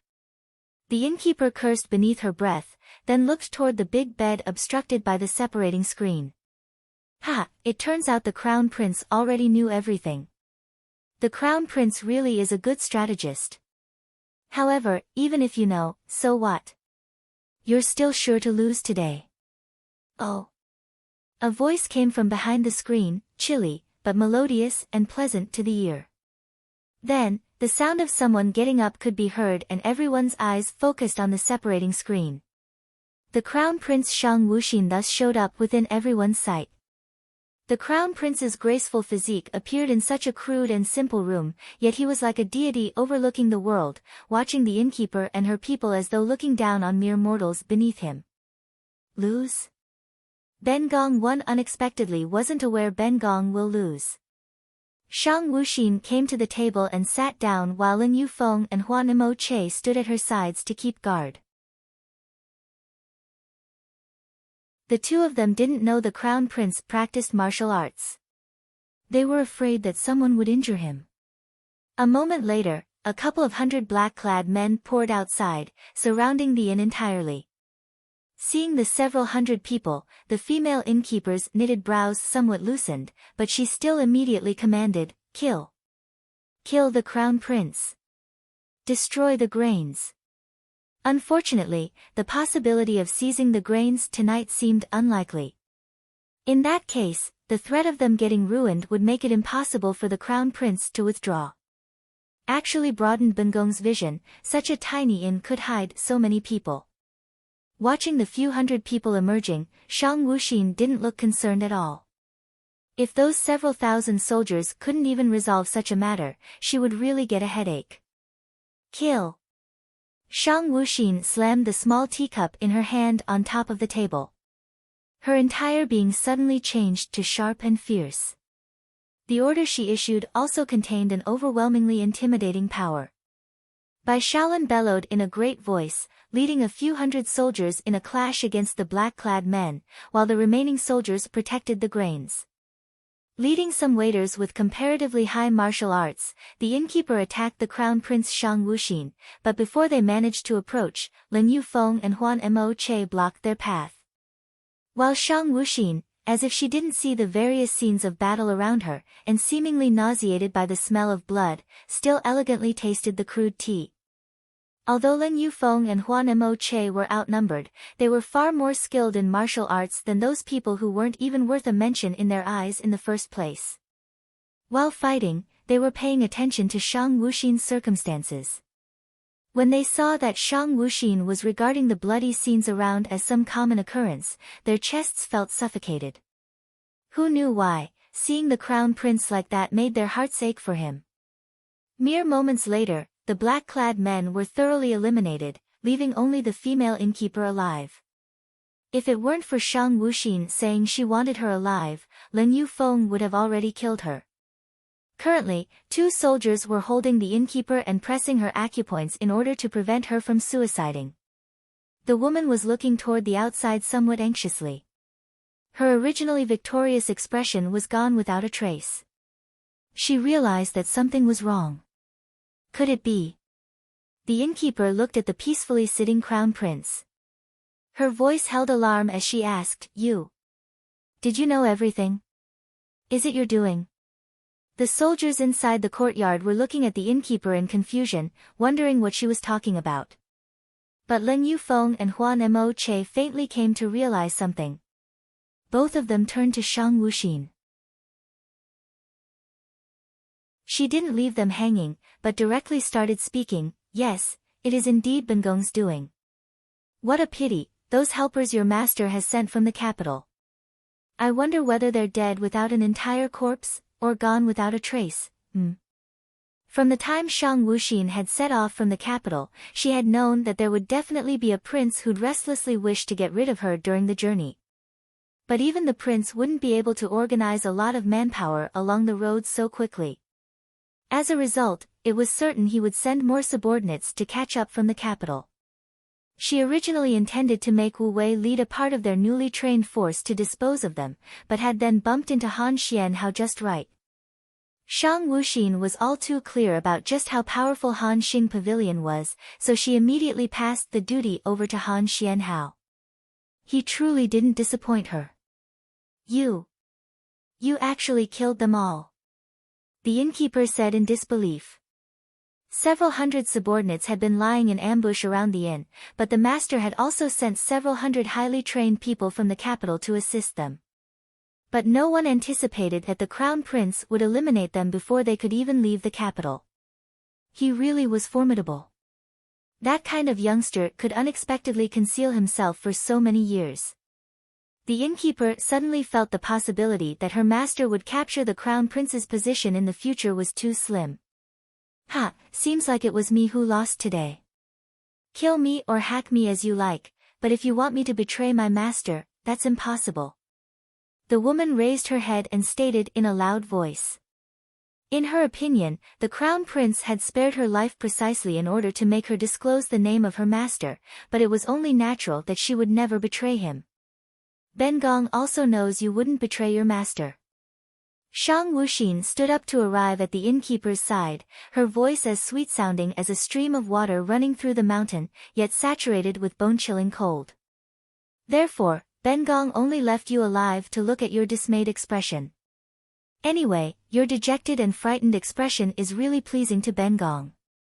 Looking at the demon-like demeanor of the crown prince, everyone felt a slight chill rising in their hearts. They didn't expect the crown prince had left that woman alive for such a wicked reason. However, Lin Yufeng and Huan Mo Che were watching the crown prince with an indistinctly adoring expression. They felt this kind of crown prince was not only not scary, but rather much more real. The crown prince seemed to have let them see him like this on purpose. Shang Wuxin extended a pale hand and gently caressed the innkeeper's incredulous eyes, said a few words next to her ear, then walked back behind the separating screen. In the meantime, everyone witnessed the innkeeper suddenly die, and moreover, she still held a grievance in her open eyes. Everyone was puzzled, but Lin Yufeng and Huan Mo Che knew that the crown prince had mentioned a single person's name in the woman's ear just now. And when she heard that name, she opened her eyes wide in horror and died. Perhaps other people wouldn't be able to notice, but they could tell that when the crown prince caressed the woman's eyes, he pressed her lethal acupoint. That was why she died with her eyes still open. "Clean up here," Lin Yufeng commanded, then stared at the separating screen motionlessly. Once the room was clean, he left and closed the door, but both him and Huan Mo Che didn't go back to their rooms. Rather, They stood at the entrance outside like the most loyal knights guarding their own king.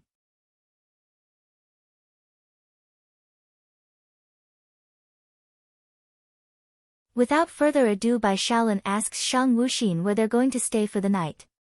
Everyone is impressed and in awe of her wits, while she herself is in a bad mood, feeling unwell because of how much they rushed the journey. Coupled with the poison inside her, it's even worse. Huan Mo Che notices, of course, and wants to help her massage her temples, but he holds himself back knowing if he got close, he wouldn't be able to control himself. On the other hand, Lin Yufeng straight up asks if the crown prince is feeling unwell. This causes Huan Mo Che to freeze up because he thinks that his friend, like himself, is paying a bit too much attention to the crown prince these days. The inquiry causes everyone to notice that Shang Wuxin looks paler than usual, and they begin worrying. She ignores them and calmly tells them to stop and rest where they are. They will depart at night time, and she predicts there will be a massacre on this very night, so she tells them to tighten their defenses and keep an eye out. Then, she jumps off her horse and leaps onto a tree branch, where she proceeds to close her eyes and rest. Soon after, two more figures join her, and she doesn't even have to guess to know who they are. The past few days, they had been shadowing her like protective bodyguards. Huan Mo Che finally gives in and reaches out to massage her, but her eyes suddenly shoot open, and she grabs his hand, just about to break it when she realizes he's not resisting at all. She lets go and meets his peach blossom eyes. She warns him coldly to not touch her so casually. The two men obediently comply and relax next to her. At night, she opens her eyes and momentarily mesmerizes the two. She asks if everyone is ready, upon which Lin Yufeng answers a yes. He feels conflicted about what he has to do next, but he also wants to know if the feeling he gets towards the crown prince will disappear if he's away from her for a period of time. When Shang Wuxin proposes that Huan Mo Che accompany Lin Yufeng, both men reject. Huan Mo Che covers up his flustered state by saying he has to stay behind to protect her. As it turns out, Lin Yufeng has to lead a good chunk of soldiers down a different road so they can all meet up again later in the south. It will ensure their safety, and since Shang Wuxin has something else to do, she doesn't want Huan Mo Che around either. She nods and tells Lin Yufeng to be careful on the road, which catches him off guard, and he leaves without replying. A few moments later, he curses in defeat. A man named He Lanjin asks Lin Yufeng what's wrong, and he responds with nothing, as he scolds himself for forgetting to bid the crown prince farewell. He Lanjin, who has been with Lin Yufeng since they were children and understands him very well, notices something is off about Lin Yufeng, but he is unable to put his finger on it. Lin Yufeng and Shang Wuxin part ways. Suddenly, a group of bandits jump out of nowhere and eye the grains on Shang Wuxin's carriages. Shang Wuxin abruptly smiles and easily wreaks havoc in Huan Mo Che's heart. Meanwhile, she tells the bandit, how amusing. The bandit is bald, and he reminds her of Eunuch Hai, an honest person pretending to be tough. The bandits are confused at her reaction, and before they can finish threatening her, the one who spoke in the beginning is abruptly killed.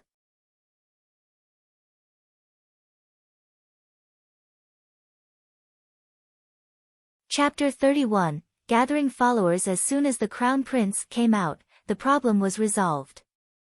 It appears to this prince that you're quite comfortable. Are you going to surrender? Shang Wuxin asked as she looked at the chubby mountain bandit. His words earlier had improved her mood just a bit, so she decided to spare his life. The chubby mountain bandit was awfully frightened by the youth standing before him and knew he had kicked an iron plate. Earlier, when he saw that the entourage had food and few people, he'd intended to rob them. The sight of a frail-looking youth leading it had only made the idea more tempting.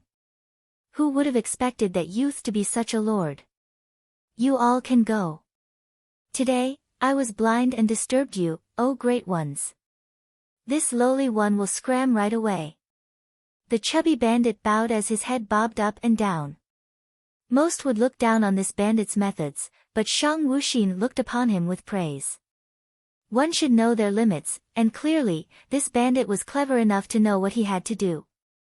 Huan Emoche took one look at the expression in the Crown Prince's eyes and understood that the Crown Prince was very satisfied with the bandit, and he too realized how shrewd the bandit was. The bandit knew nothing of their identities but called them, "Oh great ones," nonetheless, showing that he was sharp-witted. If a person as versatile as him was given the appropriate platform, he would undoubtedly be able to become a person smooth and slick in establishing social relations. Ben Gong suddenly doesn't want to leave. Shang Wuxin dismounted, and so did Huan Emoche and the rest. She was quite satisfied with this particular group of soldiers and began to contemplate whether or not to take them under her wing. Ben Gong. The chubby bandit looked fearfully at the youth. The only person who would call themselves Ben Gong was the recently well-known Crown Prince.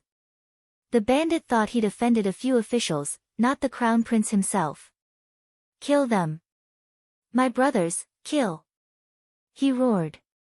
He knew that if he let these people go, his brothers would all lose their lives later on. It would be better to kill the entourage now and erase all traces of the events, since he wasn't naive enough to believe that the Crown Prince would truly let them go.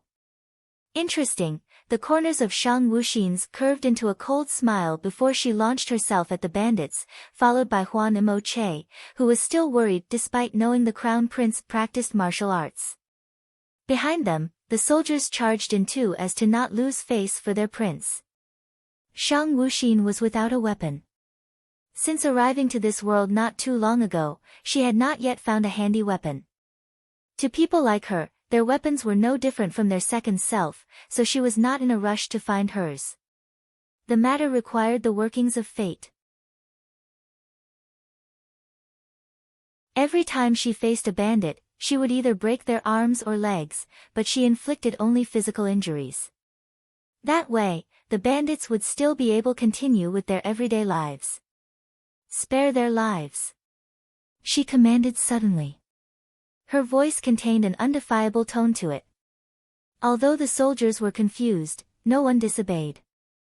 They continued fighting with their weapons but did not aim to inflict life-threatening injuries. The mountain bandits were strong, but compared to the well-trained soldiers of the entourage, they were still lacking. Moreover, the soldiers this time were all exceptional, as they were taken from the imperial palace. Before long, all of the bandits were on the ground howling. The chubby mountain bandit noticed that all of his brothers were injured, but none had died. His heart quivered, and he held his injured shoulder as he turned to ask, "What are Crown Prince's intentions?"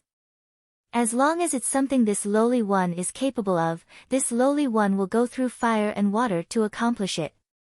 Shang Wuxin scrutinized him carefully before asking, "What's your name? Are you the leader of this mountain?" "Yes. This lowly one is Lin Jiar, the leader of this mountain." Lin Jiar fell to his knees before the youth. He wanted to grab onto the youth's clean robes but was intercepted by a long sword. Looking up, he caught sight of another exceptionally beautiful gentleman. However, the gentleman was looking at him with an extremely cold smile. Lin Jiar dared not get too close to the Crown Prince again. "Lin Jiar, this prince wants you." Shang Wuxin's words surprised everyone, and they all started wondering what the Crown Prince was thinking. Huan Emoche, on the other hand, wasn't very happy. He knew well that the Crown Prince didn't mean anything, but he still couldn't stand hearing the Crown Prince say something like that to someone else. "Me?" Lin Jiar embraced himself in fear. "Crown Prince, please spare this lowly one. This lowly one is ugly and will dirty your highness. Look." He suddenly pointed at Huan Emoche. "This gentleman is tall, stately, and handsome. He is much more compatible with your highness and will definitely be able to satisfy your highness too." Everyone else was bewildered, but they caught on nonetheless. Several soldiers had to stifle their laughs. Meanwhile, Huan Emoche turned so red that even his neck was flushed. He didn't want to kill Lin Jiar anymore. As the matter of fact, he started to feel a bit anticipative. "Nonsense." Suddenly, an angry woman's voice sounded. A black-robed woman appeared before them. Her hair was tied in a high pony, and several hundred people were following behind her.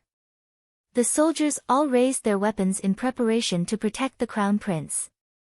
There was a hideous scar on the woman's cheek, but she did nothing to conceal it. Her entire person emanated the beauty of self-assurance. Each of the individuals behind her was dressed in black, with a single Shang character sewed on their robes.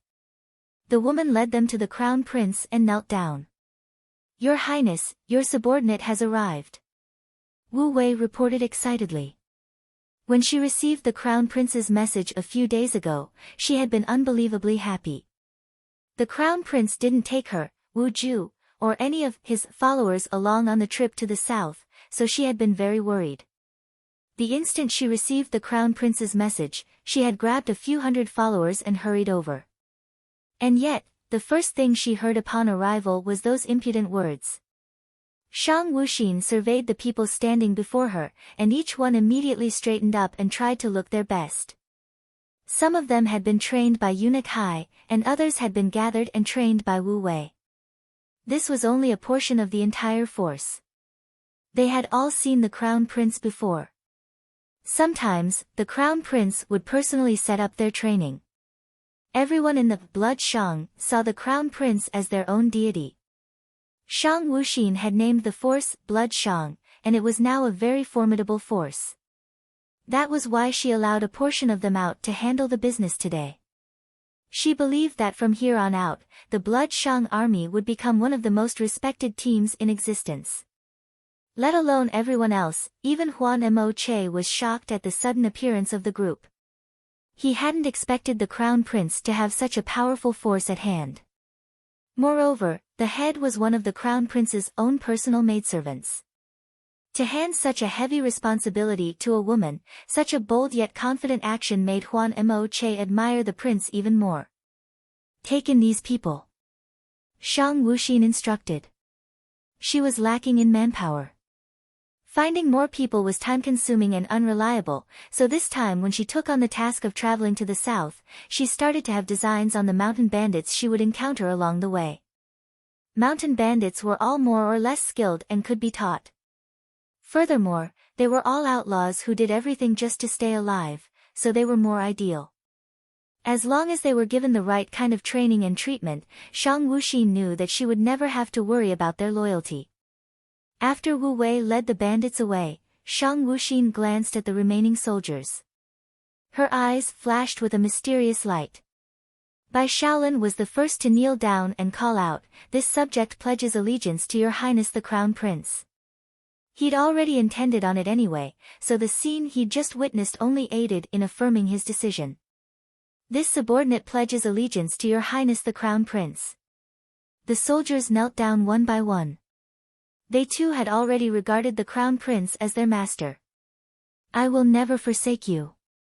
Huan Mo Che walked to Shang Wuxin's side. His voice was gentle, but it contained the most powerful determination and resolution. Shang Wuxin nodded in approval and then looked at Wu Wei. "From here to the south, there are many mountains," she handed Wu Wei a sheet of paper.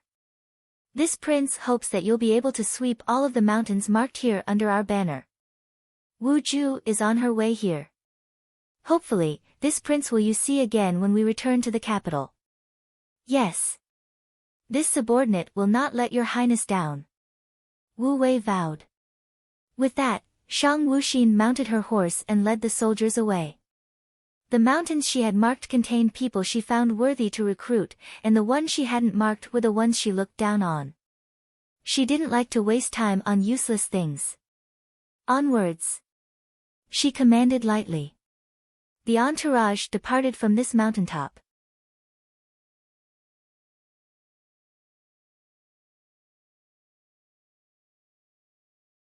Chapter 32 The Sun Sets. In the mountains and forests, there is a small town outside of Fengzhou City, where famines are fought in the south. There is a fleet of thousands of people and a wagon full of grain. Thousands of people were resting there, but the man standing on the heights were not awake at all. He was in a black suit standing on the top of the mountain in confusion, his eyebrows wrinkled tightly, and his whole body was not warm in the sunset. Ling Yufeng has been waiting here for 2 days, but he has not yet seen the prince and his party. He has never been so anxious in his life. He constantly wonders if the prince is hurt. The more he thought about it, the tighter the wrinkles were. His face looked like a knife was full of worry. On that day, he led the soldiers to leave, but he wanted to stay. But when he really left Prince, he took the soldiers to do what he was supposed to do. Ling Yufeng discovered his own absent-mindedness, his unrelenting worries, his unrelenting regrets, and just a few days, he felt a feeling of sadness that he hadn't felt for 24 years. No matter how much he feels about Prince Edward, he is not a person who disobeyed orders. Ling Yufeng thought for a long time. Finally, he determined to go to find the prince. He wanted to protect the prince and more importantly, he did not want to leave his side. Lang Jin. Ling Yufeng shouted at a distance not far from He Jin. Ho Jin immediately came to the side of the general. "You will arrange these people and ensure the safety of the food," said Ling Yufeng, and then he was ready to leave and was stopped by the Lang Jin. Ling Yufeng looked at him with some annoyance, but he did hear Lang Jin point to the distance and say, "The prince, they are coming." Inadvertently, the prince came and was in front of Ling Yufeng. Everyone saluted, "Prince," and he nodded his head so that everyone could do his own thing. Then he looked at the Ling Yufeng that had been in a static state since his arrival. "Is there any problem, General?" "Ling Yufeng, what's wrong with you?" said Mo Che. Ling Yufeng suddenly came back. "Prince." Ling Yufeng's wheaten skin was a little red, and he immediately lowered his head. However, the prince found it strange. This was the same for Momo Che, who was around him. "I don't know what happened to the cold general." The man unwillingly endured a smile and came to the side of Ling Yufeng. He asked Ling Yufeng if he was sick. "Did he feel uncomfortable? Do we need to find a doctor for you?" "No." Ling Yufeng immediately backed away a few steps, then panicked and said, I'm okay. I just smelled the fragrance on Prince Edward's body." Every night when he was called for the protection of the prince, he would smell the prince's fragrance. "Was Prince's body not good?" asked Ling Yufeng, but in the moment his flushed cheeks restored the original wheat color. Ling Yufeng looked at Prince Edward's pale face and suddenly believed that the prince was sick. There was still some uncomfortable feeling in Momoche's heart and was worried about the prince. Although there was no inquiry, the concern expressed by his eyes was real. "Ling Yufeng, bring someone into Fengzhou City now. The court will send you news of food tomorrow and control the security in the city." "Yes." Ling Yufeng nodded and went to arrange staffing. Ling Yufeng knows that there are too many famines in the city. If there is a sudden appearance of food in Fengzhou City, there will certainly be riots. The people will surely rise up to snatch the food. In the event of giving out food, many deaths will occur. "If you have anything that you want me to do," said Mo Che, "then go to the city and bring together some of the doctors and wait for further instructions." Momo Che has already guessed what the prince wants to do and nods her head and leaves him. "I have no intention of watching the setting sun. I have been here for a month or two. This is my first step here. In the future, she will continue to move forward. She must. For wealth and status."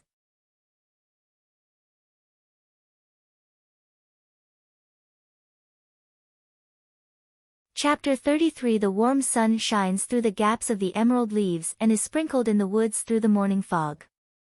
Tonight, Shang Wuexan didn't care whether she slept in the tallest tree or not. There were a lot of mosquitoes on this night. Even if she wore long-sleeved clothes, it was inevitable that she got bit a few times.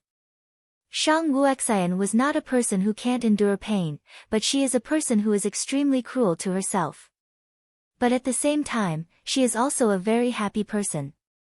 If she had the power and strength, she wouldn't treat herself like this. "Prince, do we enter the city now?" Bai Shaolin put on a uniform.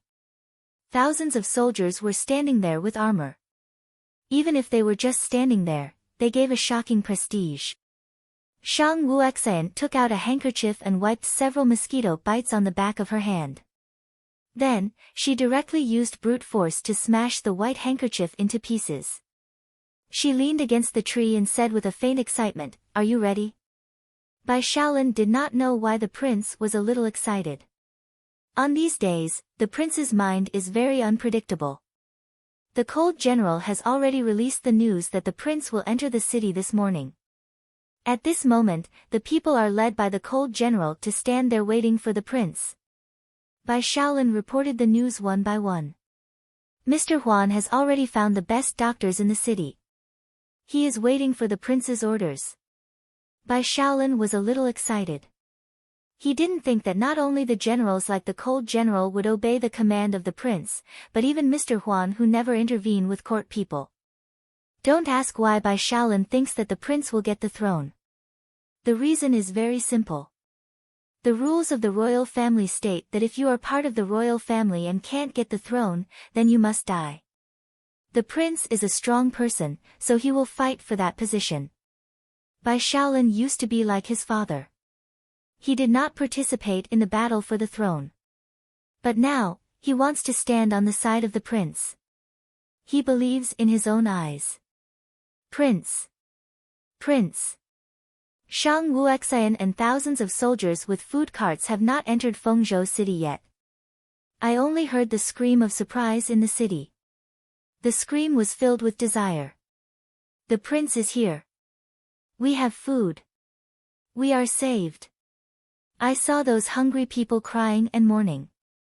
The entire Fengzhou city is full of hope and despair. Everyone knelt in front of the prince. The people have been hungry for a long time. Many people have died in the city, and many of them wanted to go out of the city. But the evil-hearted officials were afraid that the situation in the city will let the temple know that every beggar going out of the city did not come back alive. Gradually, the people in the city began to feel despair. The things they could eat were eaten, but that was still not enough. The people who starved to death were still increasing daily. Prince. Standing in front was Lin Yufeng. The prince knew that Lin Yufeng did not have to bow when facing the emperor.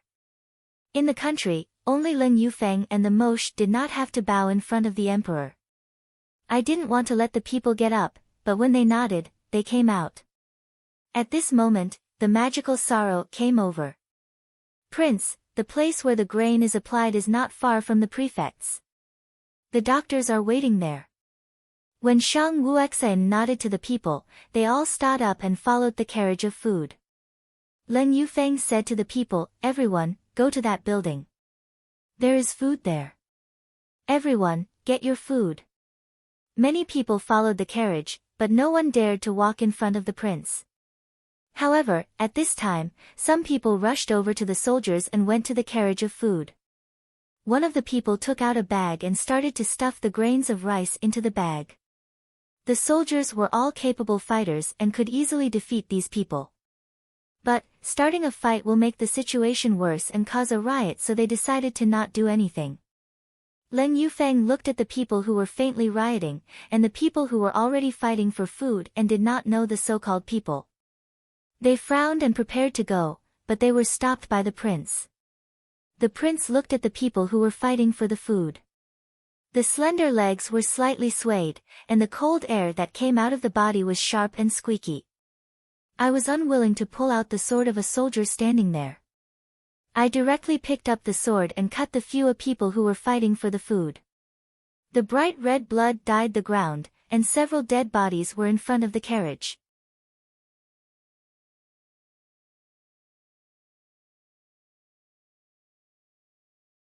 Someone died. I have no idea who shouted that line. At first, people were looking at the prince like he was the savior. But now, they could only see the handsome young man as death. To the citizens, the prince's actions were cruel. Many of them were scared. But, Shang Wuxian didn't feel any remorse. When she came with the food, everyone was grateful, but they were doing irresponsible things. In order to stop these people from stealing the food, she killed them. People are animals who are very forgetful. There are many people who do not see the situation that they are in. Leng Yufeng looked at the citizens. The citizens were slowly approaching the prince. To ensure the prince's safety, Leng Yufeng went to the prince's side. Mosh touched the folding fan at her waist. The fan is not a decoration but a weapon that kills people in a blink of an eye. Bai Shaolin started telling the soldiers to protect the prince and the food. Shang Wuxian's white boots stepped on blood. She stood in front of the citizens. The citizens suddenly quieted down and looked at the teenager. People started to feel guilty for the first time. Shang Wuxian didn't look at their expressions. She started to say, "Thanks to Mr. Huan and Leng Yufeng's help, I was able to convince the king to let me bring food to Fengzhou City. While going through the mountains, there were many thieves and robbers. But I never thought about retreating and I didn't even think about letting others do this thing kind of job because I know better than anyone else that there are countless corrupt officials in this world. If I were to let anyone else do this job, even if the food got to Fengzhou, it would not save everyone's lives."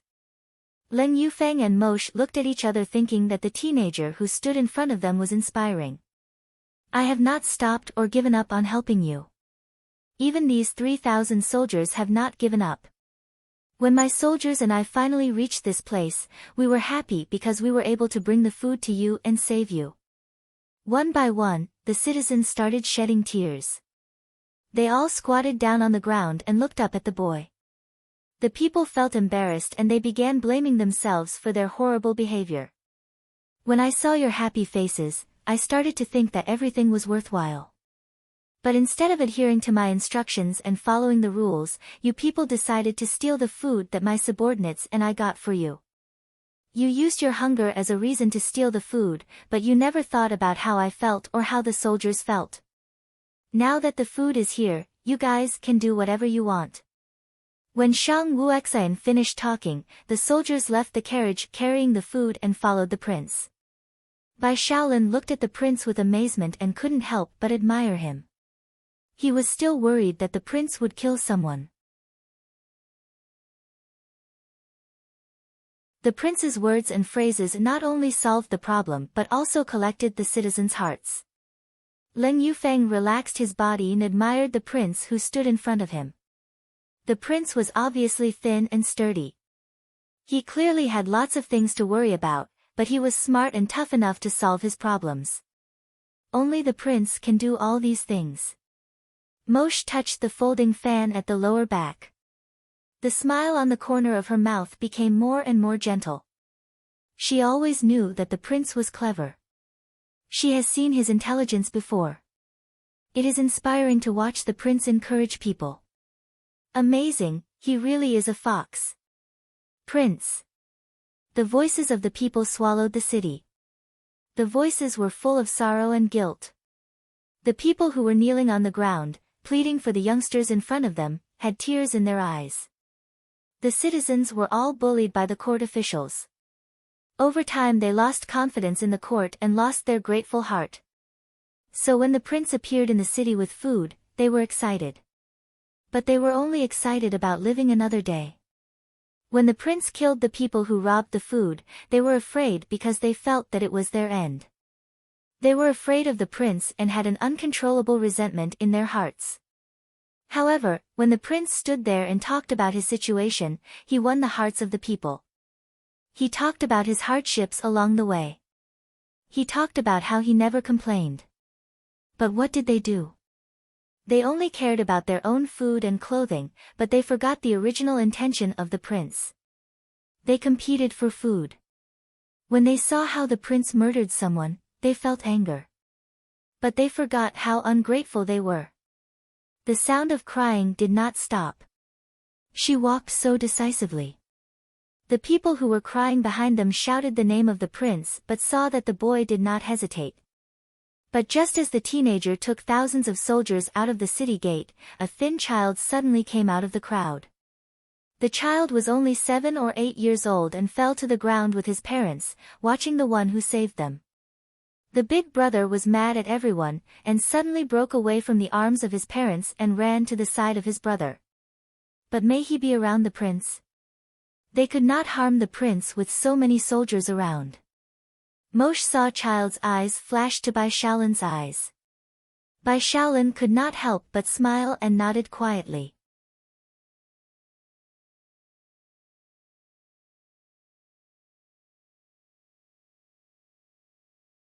Who are you? Bai Shaolin took out a saber and pointed to the child, who was walking close to the prince. The sword would only pierce the child's thin body. Ah! The parents of the child looked at the scene in horror. Even if they wanted to come forward to save their child, they couldn't because they were ordinary people who did not know martial arts. Plus the soldiers could block them. They could only watch as their child dies under the cold sword. Leng Yufeng looked at Bai Shaolin's movement as Bai Shaolin attacked the child at the last moment when the child was about to die. The figure in white robes came like a gust of wind and picked up the thin child. The child was saved from the sword. The child's parents almost fainted. Seeing the child being rescued, they breathed a sigh of relief. The people there, who saw the prince save the child's life, were relieved. They also marveled at the kindness of the prince and started to respect him. After letting the child down, I lifted my foot and prepared to leave again, but the kid began to hug my calf. "Big brother, don't go," the child said while holding the prince's calf. The pair of clear eyes begged for him to stay. Leng Yufeng looked at the prince who had no expression. "Prince, don't go." The people's cluttered voice shouted over and over again, "Prince, don't go."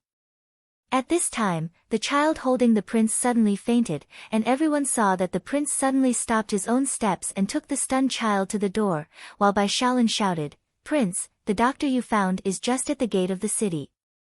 The people of the town were even more moved by his actions. They didn't think that the prince would find them a doctor to help them. At this time, they wanted the prince to forgive their ignorance. The parents of the child asked Bai Shaolin, "Is the prince not going anymore?" They saw the prince walking their children to the gate, but the soldiers blocked them. They did not dare to follow. Bai Shaolin squirted a sigh of relief from the nose. The prince loves the people. Seeing the child faint made him sad. He would not leave after a situation like this, Bai Shaolin said. When the people heard Bai Shaolin's words, they couldn't stop their excitement. The prince is not leaving. Great! Mo Che looked at the people who lined up to get food and said to Leng Yufeng, "Your martial arts has improved a lot." Maybe others didn't see how the child passed out, but Mo Che saw that the child was hit by a small stone by Leng Yufeng in the pressure point. "Your own martial arts is just as good," said Leng Yufeng. When the people arrived at Tunmun, they found out that many doctors in Fengzhou City were staying. One of them had already begun to treat the fainted child. The doctor said to the parents of the child was just hungry. He fainted from hunger. The child's parents thanked the prince very much. The prince just nodded unexpressionlessly, and began distributing food. Today, even if the people saw the white rice in the big tank, no one was coveted. Everyone stood there, lined up. There was a big pot at the gate. The soldiers wearing armor immediately made a fire and porridge. However, it was an instant thing that smelled of rice porridge. I was able to hear the sound of their bellies. But even if I was hungry again, no one came forward to jump in the team. Bai Shaolin looked at this situation and couldn't help but give a thumbs up to the prince. I didn't want to put the child who hadn't woken up in the hands of their parents, and then said to the crowd, "If anyone is wounded, come here first, and let the doctor see it." Some people came to the doctor. In front of the team, the people were very satisfied with the perfection of the prince, and I also lamented that only the prince would be considerate towards the people. "Prince, the porridge is really good." Bai Shaolin came to the prince, who was standing at the door of the gate. The prince took out a bowl and poured porridge in it. Then he gave it to the child who fainted. Although the porridge is cold, it still tasted good. "Drink it." Moshe and Leng Yufeng looked at the prince. They knew that he was calculating how to use the child to boost his appearance, but now his concern is not mixed with any falsehood. The child squinted and said to the big brother in front of him, "Thank you, big brother." Moshe and Lin Yufeng arranged rooms for the prince and the soldiers in the courtyard. These days, I've been feeling lethargic. I walked into my room. The hot water in the room was ready. I took off my clothes and started to wash my body. It was actually uncomfortable to tie my chest every day, but I was not willing to let my gender be known to the public. Hey! There was a knock on the door outside. I didn't want to get up and put on my clothes. I decided to open the door without tying my hair, but I saw Lin Yufeng and Moshe standing at the door. What? People could still hear the sound of bathing inside the room. Lin Yufeng and Moshe, who were listening, looked up slightly and looked uncomfortable. Lin Yufeng said, "This is a cool oil. It is very useful for mosquito bites. I often use it when I am fighting. At night, it can be used as a mosquito-repellent medicinal oil." I didn't care, but there were some bite marks on my pale back already. It was more conspicuous under the white skin. It was obviously bitten by mosquitoes and accidentally scratched. I didn't think Lin Yufeng would notice this little thing. I didn't take the medicated oil and put it on the table in the room. I was not prepared to let the two enter the room, but now I have another plan.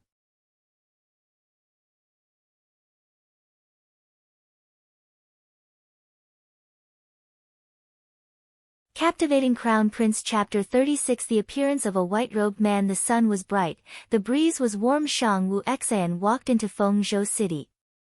After a few days of giving porridge and drinks to the people, Fengzhou City had finally settled down. There were no longer any hungry people showing up along the streets, and the civilians had continued their previous business. Shang Wuxi had killed the previous magistrate. Fengzhou City's people can finally go out to make a living. At this time, Lin Yufeng and Huan Mo Che were sent by Shang Wu Xian to do other things. It was not that Shang Wu Xian was unwilling to use these two people, but didn't know what medicines had these two people recently taken. They frequently appeared in front of her. Shang Wu Xian was bothered by this. So Shang Wu Xian took on the principle of why not take cheap advantage of these bastards to do some work, so she let the two do their jobs. Because she knew that Fengzhou City's problem cannot be solved just by supplying the grains. Although Shang Wu Xian didn't really care about other people's lives, unless she was in charge of this, then it is necessary to end what one has started. Shang Wu Xian let Huan Mo Che went to other cities to collect seeds, and when he returned, she ordered the soldiers to distribute the seeds to each family. It didn't take long for some seeds that can survive to quickly mature and be harvested. It would take at least a few months for the seeds to mature and ready to be harvested, while the food that they brought was only enough for the people to survive for a month. Therefore, Shang Wu Xian let Lin Yufeng take young and strong men from the city to hunt up in the mountains, and for the women in the city to embroider some embroidery products to be sold to other cities. Even though it wasn't much, it was more than enough to last for a few months. After these matters were divided and given to the two people to do, Shang Wu Xian was now idle, walking in the city from time to time to hear the respectful greetings from the people. When hearing this, Shang Wu Xian felt upset. Her mood to walk around the city disappeared. Using Qing Gong, she went to the tall mountain behind Fengzhou City, walked around distractedly. The trees in the mountain were vast. The mottled sun shone through the mountain, where everything was in its purest form, accompanied by pines trees. Shang Wu Xian walked slowly and carelessly all the way up to the mountain while she watched nature's scenery along the way. The breath from the chest seemed to be a lot smoother, fresher than before, but when Shang Wu Xian was about to reach the top of the mountain, she saw a person squatting in front of her. Shang Wu Xian stopped her footsteps.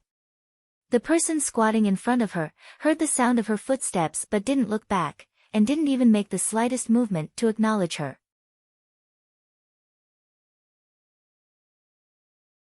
Shang Wu Xian couldn't see the person's face clearly, she only saw that the white-robed man was bandaging an injured small animal. Shang Wu Xian knew that this wounded animal had escaped from another mountain because in these few days, Lin Yufeng took those civilians hunting in another mountain. This little animal was lucky, since it had escaped, and it had met a person to bandage it. Shang Wu Xian usually did not pay attention to other people. Although, a person who appears at this place is a bit strange, she did not feel any murderous intent from this person. So Shang Wu Xian was just a little bit more vigilant when going near the mountaintop. The white robe brushed through the shallow wildflowers. A gust of wind blew, Shang Wu Xian's black hair swayed. At this time the squatting man smelled a very light fragrance, which smelled better than any fragrance that he smelled before, even 100 times more than the medicine that he loved. The man picked up the bandaged animal and stood up to look at the boy who was about to walk past him. Long black hair hangs down casually across his thin shoulders and chest, like the ink sprinkled on the Huimo mountain water painting.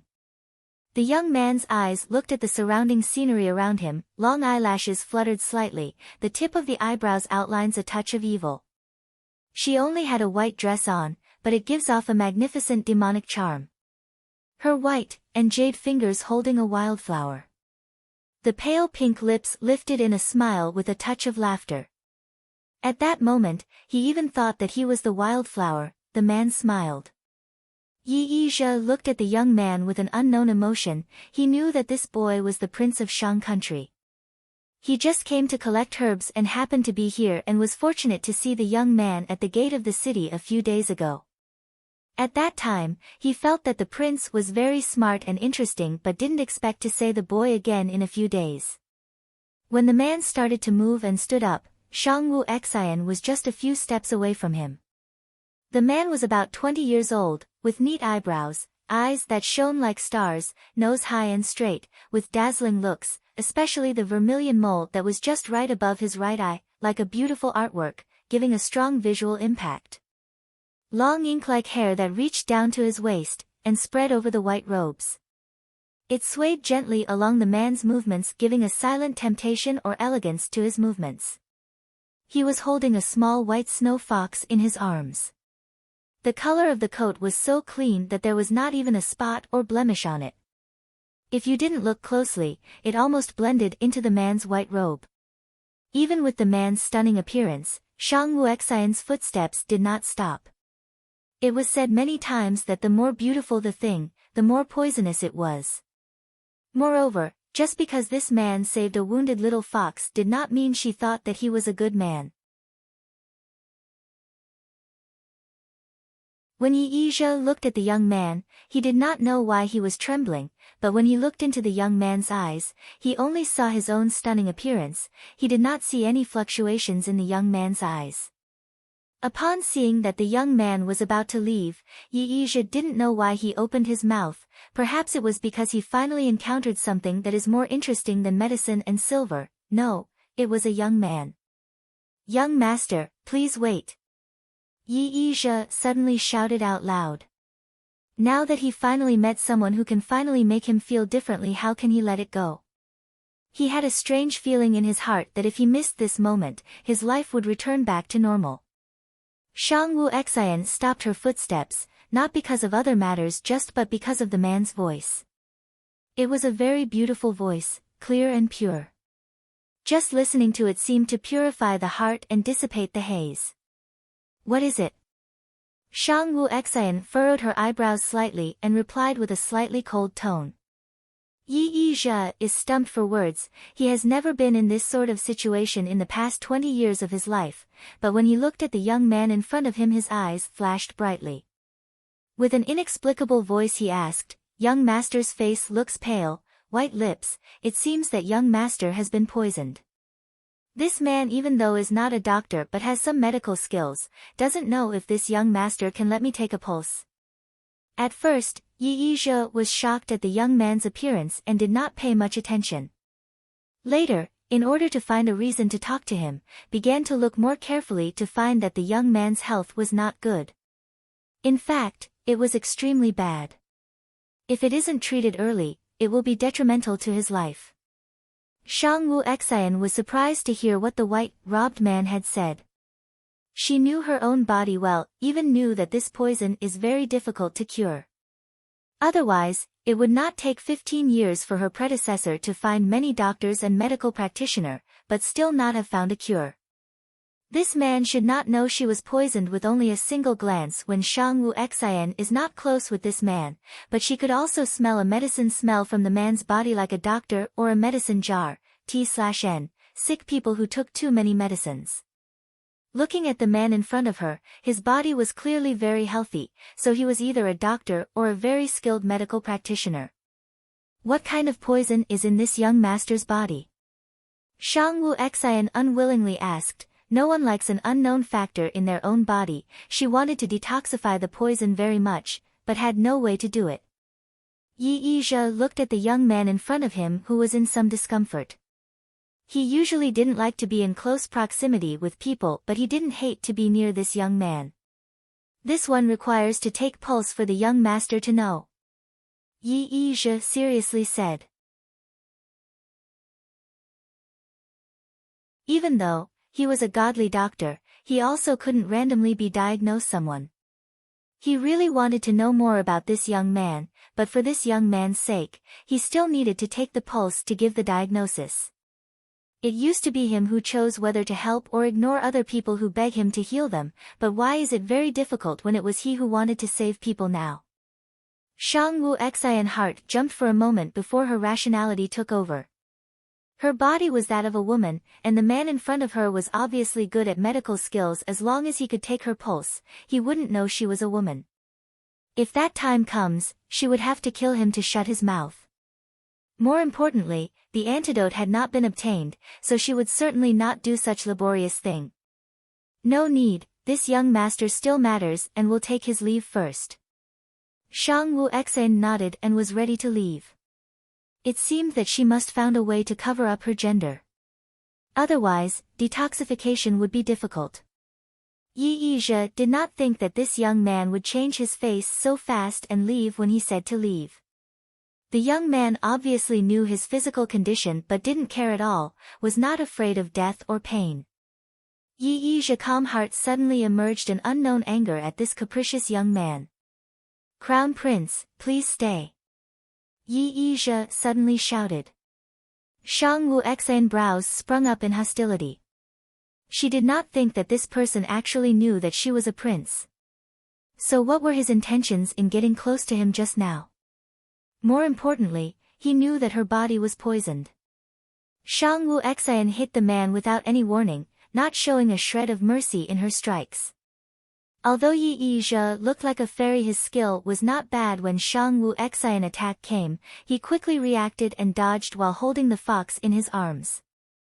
It looked very simple, but it wasn't easy if his Qing Gong did not reach a certain level, as it was simply impossible to escape. But Shang Wu Xian did not give up. Her eyes flashed red in excitement, her right hand clawed near Yi Yizhe's heart. Her force was not light at all. Yi Yizhe saw that the young man definitely wanted his life, even if he was indifferent before. In his heart and anger inborn. This was his first good intention to save a person, but not only was this young man not grateful, but he even wanted to kill him. Yi Yizhe held the fox in one hand, the other hand met the boy's palm. Two palms met for a moment, but they were evenly matched. Shang Wu Xian took back her hand, mind still thinking of how to kill this man. Not only was his medical skills good, but even his martial arts were also surprisingly good too. If this man tried his best, she was afraid there would not be any good outcome from this. Yi Yizhe looked up at the young man opposite him. His murderous intent had not dissipated at all. He knew that the young man still wanted to kill him.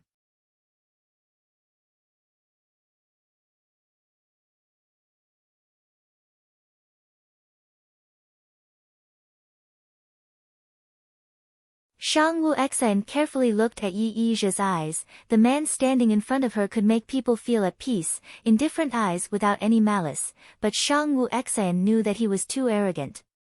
Apologies, this prince has suffered a few assassinations attempts for these past few days, so he had become vigilant. If I have offended divine doctor, please forgive me. Shang Wu Xian instantly took back her murderous intent. Since she couldn't kill nor offend this man, not to mention with the man's unclear wealth and abundant skills, if she wanted to cure her poison in the future, she would need this man's help. Yi Zhe looked at the young man in front of him, who had immediately taken back his hostility. Upon listening to the assassination attempt on the young man, his heart flashed with a hint of emotion. This young man who was born in the royal lineage had experienced so many things. Yi Zhe did not know why, but he understood where the young man's attitude came from, too. Shang Wu Xian looked at the man's eyes, which revealed pity. If she didn't read it wrong, it was pity. Both of them were adults. What was there to be pitied about?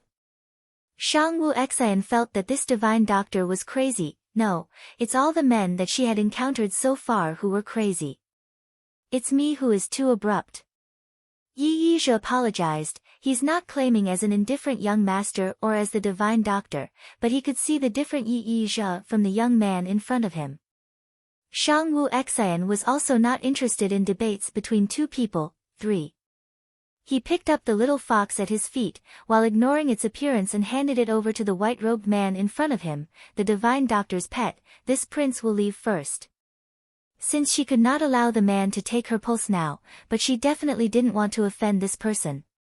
Yi Zhe took the little fox, but the fox in his arms was discontented and tried to jump out of his grasp. Yi Zhe could only helplessly hold the little fox tighter. He didn't want the little fox to die soon. Yi Zhe watched as the young man climbed down the mountain.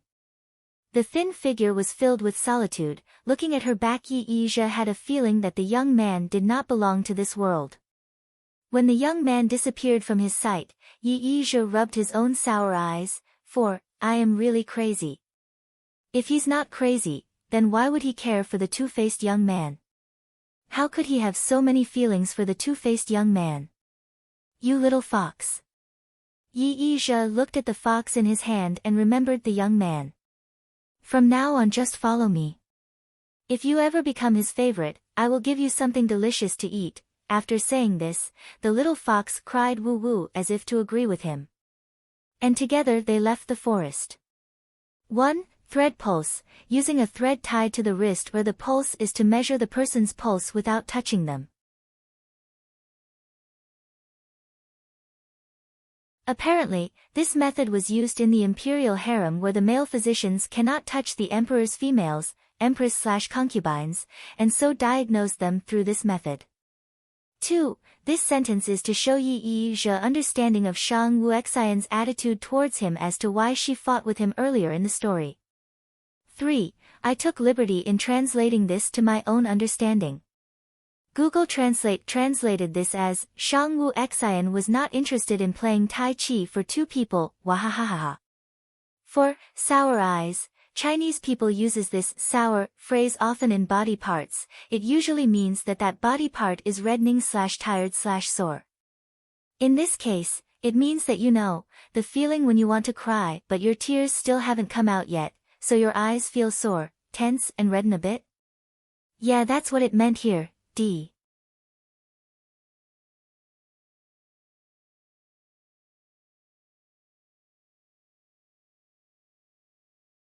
Ling Yufeng not happy note. Please join our Discord to support us or tell us how we can improve.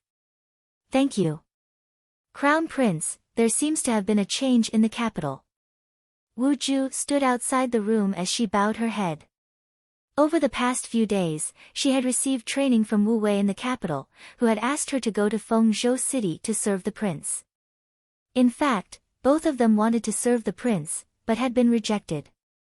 After she heard that she could come and serve the prince, Wu Ju felt very happy, for she could now be of use to him, even if it was just as a handmaid.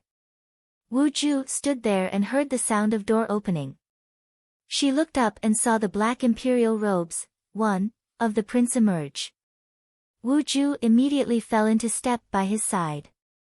She had just arrived at Fengzhou City last night, and as the crown prince was resting at the time, she dared not bother him. However, as she had not seen him for a few days, she felt that the crown prince's appearance had become more beautiful. Wu Ju thought that in the future, when the crown prince was finally crowned as the emperor, she didn't know what kind of lady could be his match. As Wu Ju was lost in thought, she ran into a slightly weakened body in front of her and looked up, stunned. Wu Ju then realized that she had hit the Crown Prince, who turned around and looked at her indignantly. Crown Prince, Wu Ju kneeled down, but not because she was afraid of the Crown Prince. These days, both Wu Ju and Wu Wei knew that the Crown Prince was very tolerant, and as long as you did not make any mistakes, he would often be indulgent. However, not only was she in front of the prince, she even speculated on his future marriage. Wu Ju felt that she had overstepped her boundary. Shang Wu Xen looked at the kneeling Wu Jun. She did not understand, was she really that scary looking? This girl before her looked like a mouse now, but Shang Wu Xen knew that behind her back, she was cold-blooded and wooden-faced. What are you thinking about that's so important that you couldn't even walk properly? Although it sounded cold, if one listened carefully, they could hear the gentleness in the voice. Wu Ju did not know how to answer. Must she told the Crown Prince that she had been thinking of who could match his heavenly visage?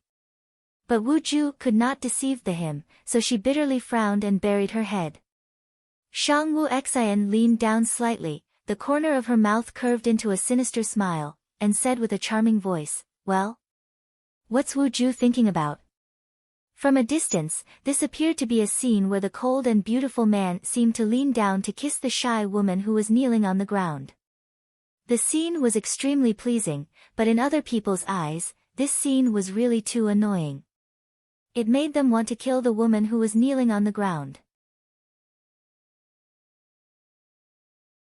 Maybe it was because the Crown Prince's voice was too charming, but the only Wu Ju could do was distractedly say, "This slave is thinking, Crown Prince in the future." Wu Ju hadn't even finished talking when a slightly angry voice called out, "Crown Prince." Shang Wu Xien was very familiar with this voice, because its owner would come to her place every day before going out to manage a few things. Although not many words were said, it often appeared in her vicinity. Shang Wu Xien straightened up, turned around, and saw Lin Yufeng standing in the entrance to the courtyard. His figure was clothed in a black attire that made him look very handsome and sexy. His sword-like eyebrows were a bit wrinkled, his eyes seemed to be full of anger, and his whole body emitted a thick bloody smell. T/N, killing intent? Negative emotions? Aha! It's jealousy d. This was the first time that Shang Wu Xien had seen Lin Yufeng's disappointed expression. Upon seeing this kind of Lin Yufeng, Shang Wu Xien realized that this man was a general who led the army, not the silly boy who was always shown in front of her. However, Shang Wu Xien had to admit that this kind of Lin Yufeng really gave her a strong desire to conquer him. Shang Wu Xien nodded at Lin Yufeng and was ready to go to the living room to eat. Unexpectedly, Lin Yufeng, who usually left early, followed behind her. This subject has also not had breakfast yet. Would the Crown Prince allow this subject to share breakfast with him? Unusually, his voice was unrestrained, and his request was delivered in an overbearing tone of voice. N. Shang Wu Xien said without paying attention. At this time, Lin Yufeng, who was behind Shang Wu Xien, looked coldly at Wu Ju. The look in his eyes was like a wolf's, experienced with the horror of tearing people apart, which chilled Wu Ju's whole body. She didn't know when she had offended the general, but she knew that the General Leng seemed to harbor a strong hostility towards her. The two were seated for but a moment before Wu Ju let the servants bring the food to the table. It was no longer like the days past, where no one had waited on Shang Wu Xien. T/N. Waited means that no one waits on the side to serve SWX before. The meals on the table were not even half as good as a meal in the Crown Prince's house, as there were currently no good meals to be found in Fengzhou City. Fortunately, Shang Wu Xien was able to endure suffering. She was not a demanding person and was able to enjoy the food happily. Perhaps due to the discomfort of Shang Wu Xian's body over the past few days, she did not eat much. She tasted a few mouthfuls before putting down her chopsticks. Does the food did not suit your taste? Lin Yufeng, who was still sulking, saw the Crown Prince put down his chopsticks. He thought that because the Crown Prince's body was thin so he could not eat much. Leng Yufeng felt a bit worried, and he ignored his previous negative thoughts to ask. Shang Wu Xian took the clear water that Wu Ju handed over and shook her head slightly. This prince is just not hungry. General Leng can continue eating. This prince will go first. After she was done speaking, she got up, and fearlessly left the living room. As Leng Yufeng looked at the back of the departing crown prince, the delicious meal suddenly became tasteless, and he too put down his chopsticks and left the living room. Shang Wu Xian stood atop the watchtower of Fengzhou City and watched as the entire city recovered its former glory. Wu Ju said with some pride, "Prince, you are too great. You don't know, but right now everyone in Fengzhou City anyone says that the crown prince is like the bodhisattva." Shang Wu Xian knew that what Wu Ju said was all true. Recently, when she appeared in Fengzhou City, she encountered so many people who were very grateful to her and wanted to talk to her that she could not appear in front of them at all. Oh. Why did this prince not know that this prince is so powerful? Shang Wu Xian smiled and teased, but the smile didn't really look like a smile, just a slight pull at the corner of the mouth. Of course. Wu Ju said with some pride, her usual cold look nowhere to be seen. Crown Prince, you did not know. Nowadays, not only does Fengzhou City know your name, but the whole mainland knows that the Crown Prince loves his people like his children. Although Wu Ju looked very cold and was really a cold person, before the Crown Prince, she was always no different from a little girl. Shang Wu Xian knew that Wu Ju had no other intentions in saying that. Since ancient times, people's hearts had always been the most important thing. Although the lower class couldn't help the upper class, it was an important factor. If they wanted to claim the official positions, then they had to follow the public opinion. Where did you learn to be so talkative? Shang Wu Xian shook her head and sighed. The longer the little girl stayed by her side, the more cheerful she was. Shang Wu Xian didn't know whether it was a good or a bad thing. Wu Ju did not lie, Crown Prince's name is really deserved. A pleasing voice came from the tower's left side. Shang Wu Xian did not even have to look back to know Huan Mo Che had come. Other than him, who else had a voice that was warm as the wind, while the person himself was cool like water? Shang Wu Xian looked at the blue-dressed Huan Mo Che. His posture was tall and straight, beautiful and extraordinary. His 5 features were profound and clear, with a wing-shaped eyebrow, and peach eyes that were as elegant as an ink painting. Those black pupils felt as if they could suck people in after staring into them for a long time. Huan Mo Che had become accustomed towards this silent crown prince. It seemed like the crown prince had no feelings, or even the slightest emotions, for anyone but was a little bit hostile towards him. No matter how he followed the crown prince, he was never paid any attention. For the past few days, the more he involved himself with the crown prince, the more he couldn't extricate himself. He could clearly feel his heart moved towards the crown prince. Whether or not he was ignorant at the beginning, now he knew very well that he liked the crown prince. He did not know how much he liked this crown prince, but he knew that he could not let him go. He had never liked anybody, man or woman. This was the first time he liked a person, but the response was a cold estrangement. Huan Mo Che felt that he had a strong mentality. Otherwise, how could he have laughed so easily every time he was ignored by the crown prince, yet still followed him? Regarding Huan Mo Che's unpredictable look, Shang Wu Xian did not want to know. At the beginning, she thought that this person had self-interest at heart when he approached her. But after these past few days of getting along with him, although she knew that he was not a good person, she understood that he did not have any ill intent towards her, so she just let him be. However, she really did not like this person. Everything he said was a joke, and that pair of peach eyes, 3, were so beautiful that it could make people fall in love with them. Shang Wu Xian nodded towards Huan Mo Che and led Wu Ju down from the tower, leaving the blue-dressed figure there alone. A cold wind blew, and a figure could be seen standing there in obvious loneliness. XXX, 1, Google searched these words to see how the imperial robes looked like. 2. In this context Shang Wu Xian wondered how did Wu Ju learned how to be so talkative/poor mouth. But Google translated it to, how do you learn to be poor now? Ha ha ha. 3. Peach eyes are said to be very seductive and inviting towards the opposite sex. Google the Chinese words to see how it looks like.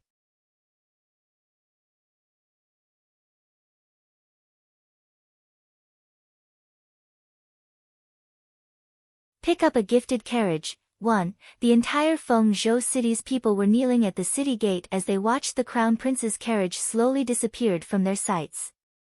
Even though the man that they respected as a god did not come out to say a word, it did not stop them from paying respect to the crown prince. Shang Wu Xian sat in the horse carriage. This horse carriage was made from the best wood. The soft couch in the carriage was covered with high-quality white bear's fur.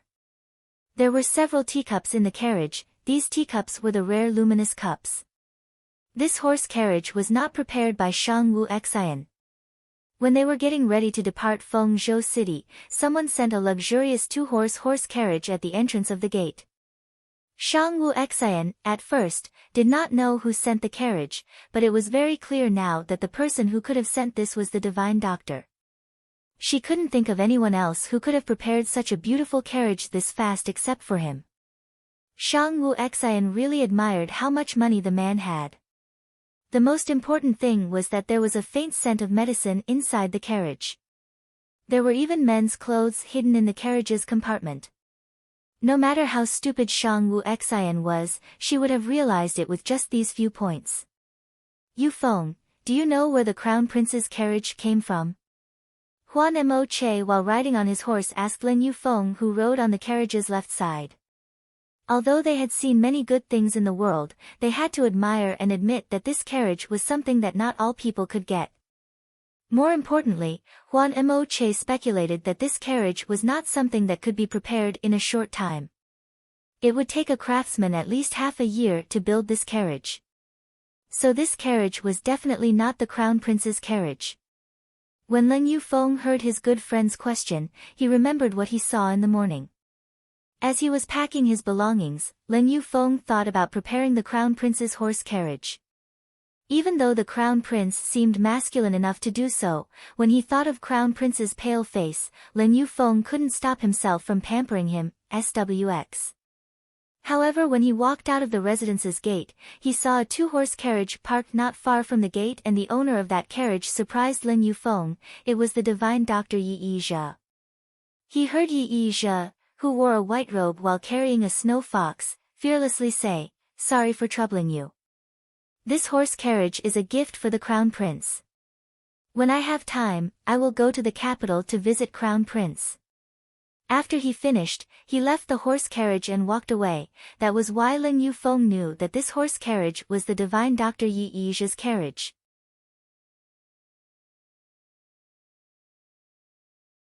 He who never let other people enter his horse carriage now easily gave it away to the crown prince. This act made Lin Yufeng a little cautious, but he didn't refuse the carriage. Looking at his good friend's distracted and dark face, Huan Mo Che decided to punch his good friend.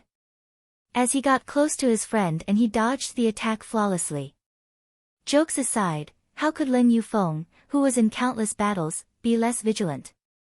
Vigilance was ingrained in his bones. This carriage was gifted by the divine Dr. Yi Zhe.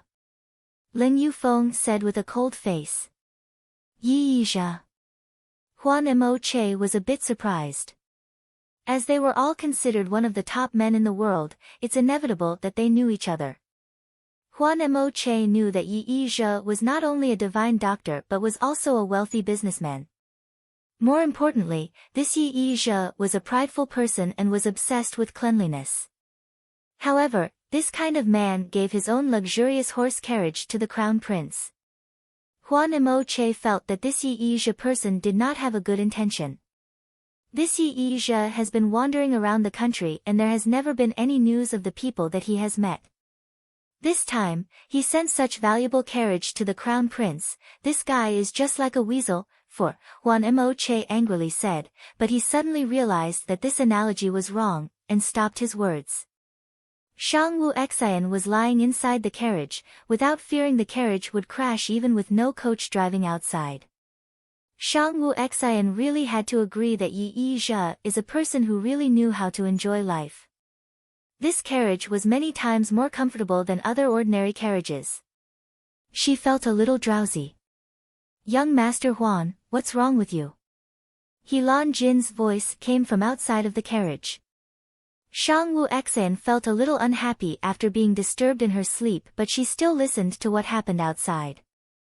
Huan Mo Che felt a bit uncomfortable and almost fell down from the horse. He Lan Jin was originally following behind his general and was surprised when he saw the situation. He was ready to step up and lift young Master Huan but was stopped as young Master Huan subtly asked him to hide it. Lin Yufeng's mouth was twitching a bit, but he had to admire his good friend's small tricks. Only his good friend was not afraid of pulling these type of things from below. 5. Lin Yufeng lifted Huan Mo Che and said to the carriage, "Crown Prince, Mo Che's body seems to be somewhat uncomfortable. Can you let Mo Che enter the carriage to rest for a bit?" Lin Yufeng felt flustered when he said this as he held Huan Mo Che. His palms were stiff, and he was afraid that he would throw his friend a few miles away, but when he remembered that he would be left alone here there would be no difference at all. 6. Shang Wu Xian raised her eyelids slightly before closing them to cover her bottomless eyes. A cold voice came from the carriage. "Come in."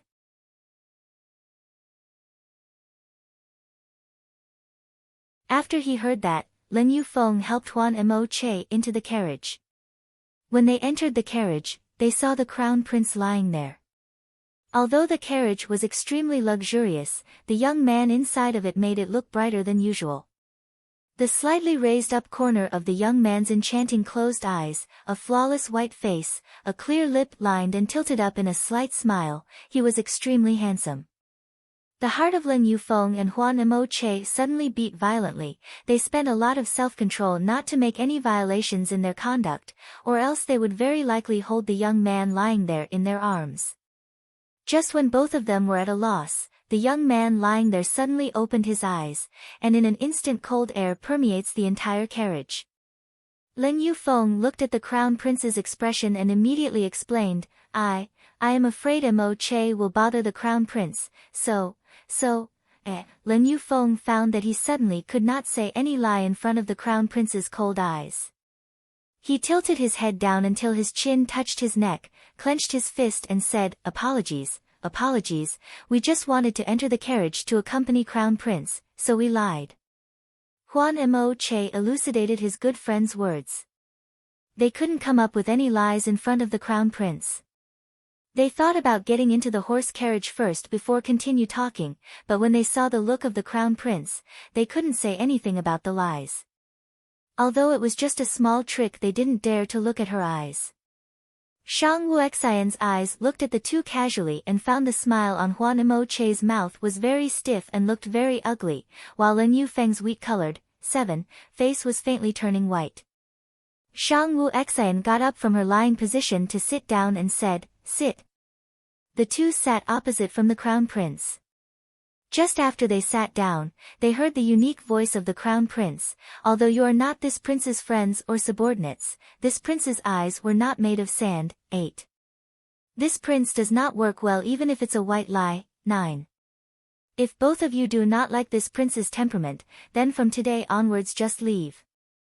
Shang Wu Xian did not mean to say this to both of them, but she had to admit in this period of time both of them had worked hard for herself. If not for this two people dealing with Fengzhou City, then others won't be able to do it. This piece of goodwill, she had felt and received it, so the things that need to be said must be said. XXX, author's note, off topic, our dear Zhezhe, YYZ, has delivered the carriage. Pickup is a must. XXX, T/N note, originally it's Google translates to, pick up the must-have car. I'm literally lost in translating this chapter's title as my comprehension in, sending a carriage for pickup, in ancient area was used to pick up the bride in a wedding. For all, 2.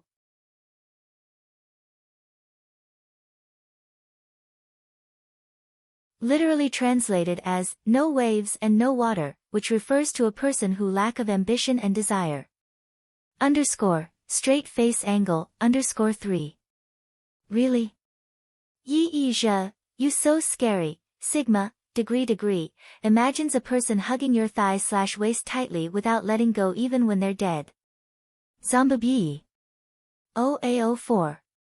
To be referred as a weasel dash simply meant that that person is very sneaky or sly.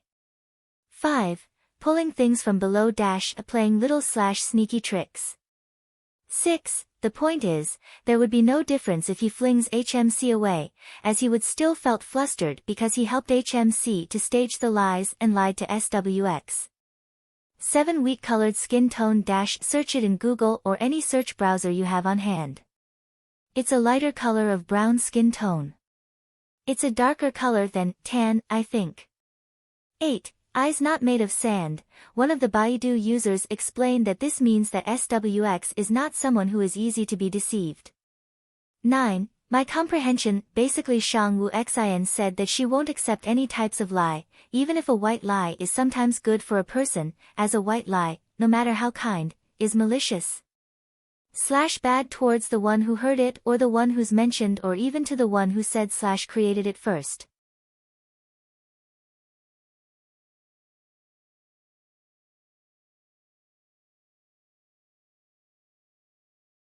Awkward situation in the carriage.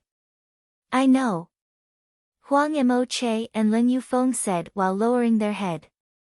They knew from the way the crown prince said that the prince was not talking about playing, and they have never thought of deceiving the crown prince. And now, everything was lost. Shang Wu Xen looked at the two people opposite of him. They looked just like a child who had done a wrong thing, sitting down while lowering their heads, and she was like the strict parent scolding them. The more she thought about it, the more uncomfortable she was in her heart. So she simply ignored them and closed her eyes. While Shang Wu Xian closed her eyes, the two people opposite her raised their heads at the same time and looked at the crown prince who had closed his eyes. The crown prince with his eyes closed gave a feeling of being thin and very weak. These two people were greedily looking at the person opposite them, as if he was the most beautiful thing they've ever seen at this moment. At this moment, both of them made up their minds, from today onwards, they would not lie to the prince in any way, because they were very clear that if there was a lie between them and the prince. Afraid that in the future, they will not even be able to become friends. Even though Shang Wu Xian closed her eyes, she was still aware of her surroundings. How could she not felt the way the two people in front of her were staring at her so intently? Shang Wu Xian opened her eyes and was about to scold the two, but at this time the carriage suddenly bumped on a stone, and the entire carriage tilted. Shang Wu Xian could not respond quickly to stabilize herself, her whole body was uncontrollable and fell towards the two people opposite her. When the horse carriage bumped the stone, Lin Yufeng and Huan Mo Che extended their hands and caught the fallen crown prince into their arms. As the two were men, so the way they sat were very stable. But both of them had reached out at the same time to save the crown prince. So when Lin Yufeng reached out to save the crown prince, he caught the crown prince around his waist while Huan Mo Che caught him around his shoulders. Shang Wu Xian's whole body was hugged by two people, so she was not harmed, but both Lin Yufeng and Huan Mo Che's back hit the carriage's wall when they're saving the prince. Although it must be very painful, but both of them still looked the same as if it did not hurt at all. Lin Yufeng was a little embarrassed while he was holding the crown prince's waist. His cheeks were slightly red. Although he had fought in the battlefield, but he had never been this close to other people except the enemy. Moreover, he could feel that the waist in his arms was very thin and boneless, which made him suspect that the crown prince was too thin and he's afraid that if he put a little force he could break it.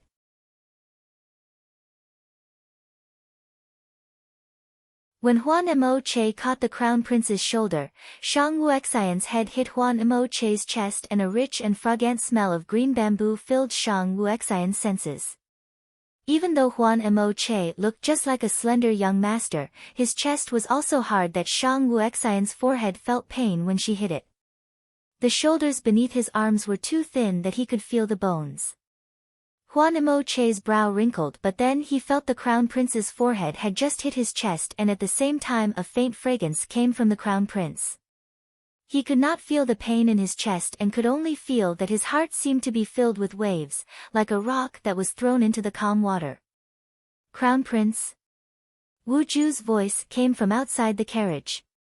When she was driving the carriage, she didn't find any stone on the road.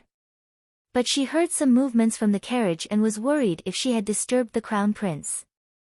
She was afraid to be disliked because of disturbing the Crown Prince. Shang Wu Xian pushed herself off of Huan Imo Che and said to the one outside, "Nothing." Her voice did not change at all, as if the situation just now did not happen. After waiting for Wu Ju to finish, Shang Wu Xian looked at Leng Yufeng. Leng Yufeng's face became more and more red as he was looked. He didn't know why the Crown Prince was looking at him so intently. Was it because just now he had just held the Crown Prince's waist and it made him unhappy? "General Leng, when will you release your arms?" Shang Wu Xian looked curiously at Leng Yufeng's red face. Or how long would General Leng still like to hold? Leng Yufeng quickly took back his hand as if his whole body was being electrified. He just thought that the Crown Prince's waist fits really well in his arm, and he could not help but felt that this feeling was very comfortable that he forgot that doing so was against the rules. Leng Yufeng took back his hand and clenched his fist. He could even smell the Crown Prince's fragrance from his own hands. It's not any floral fragrance, but it was a very natural and fresh fragrance. Leng Yufeng once thought that the Crown Prince had used some kind of fragrance, but later on he knew that it was the Crown Prince's own body fragrance. If the former Leng Yufeng knew that a man's body had a woman's fragrance, didn't know how much it would repel him. But now as this happened to the Crown Prince, Leng Yufeng did not think that the Crown Prince's girly fragrance was bad but thought that it was really nice. This kind of fragrance could only be found on the Crown Prince's body. It seemed as if the fragrance was born for the Crown Prince. If it wasn't for the Crown Prince opposite of him, Leng Yufeng would really want to smell the smell in his hand. However, as this thought came, it just made Leng Yufeng's face a bit wrong.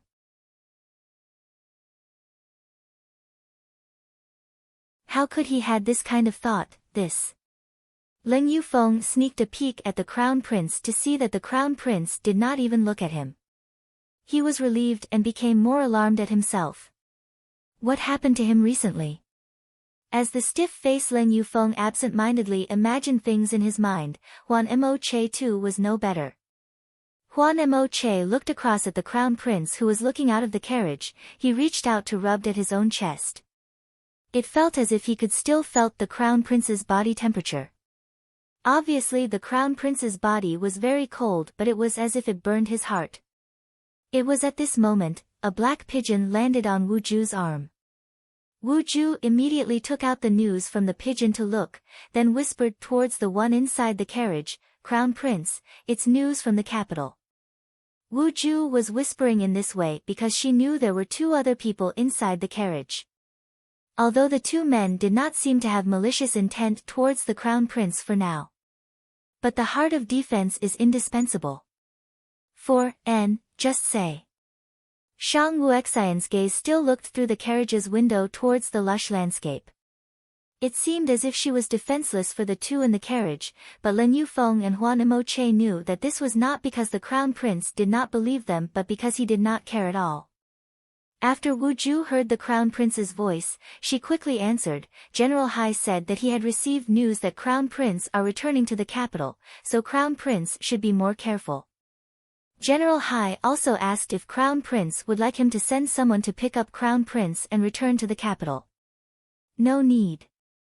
Shang Wu Xian casually said, "Go slower, no need to hurry back to the capital." XXX, 1. Lost the wife and folded soldiers. Anyway, it's an idiom of when you regret doing something to someone and lost their trust. My interpretation, 2. Caught, in this sentence. You know when you're trying to save someone reflexively when they fell towards you? You basically caught them as they fall but inadvertently hugged/held them in your arms. He, smirking smugly, 3. Boneless, can also mean slim. 4. Idiom. English equivalent is dashed better safe than sorry. You're tuning in to the Blissful Bookshelf YouTube channel.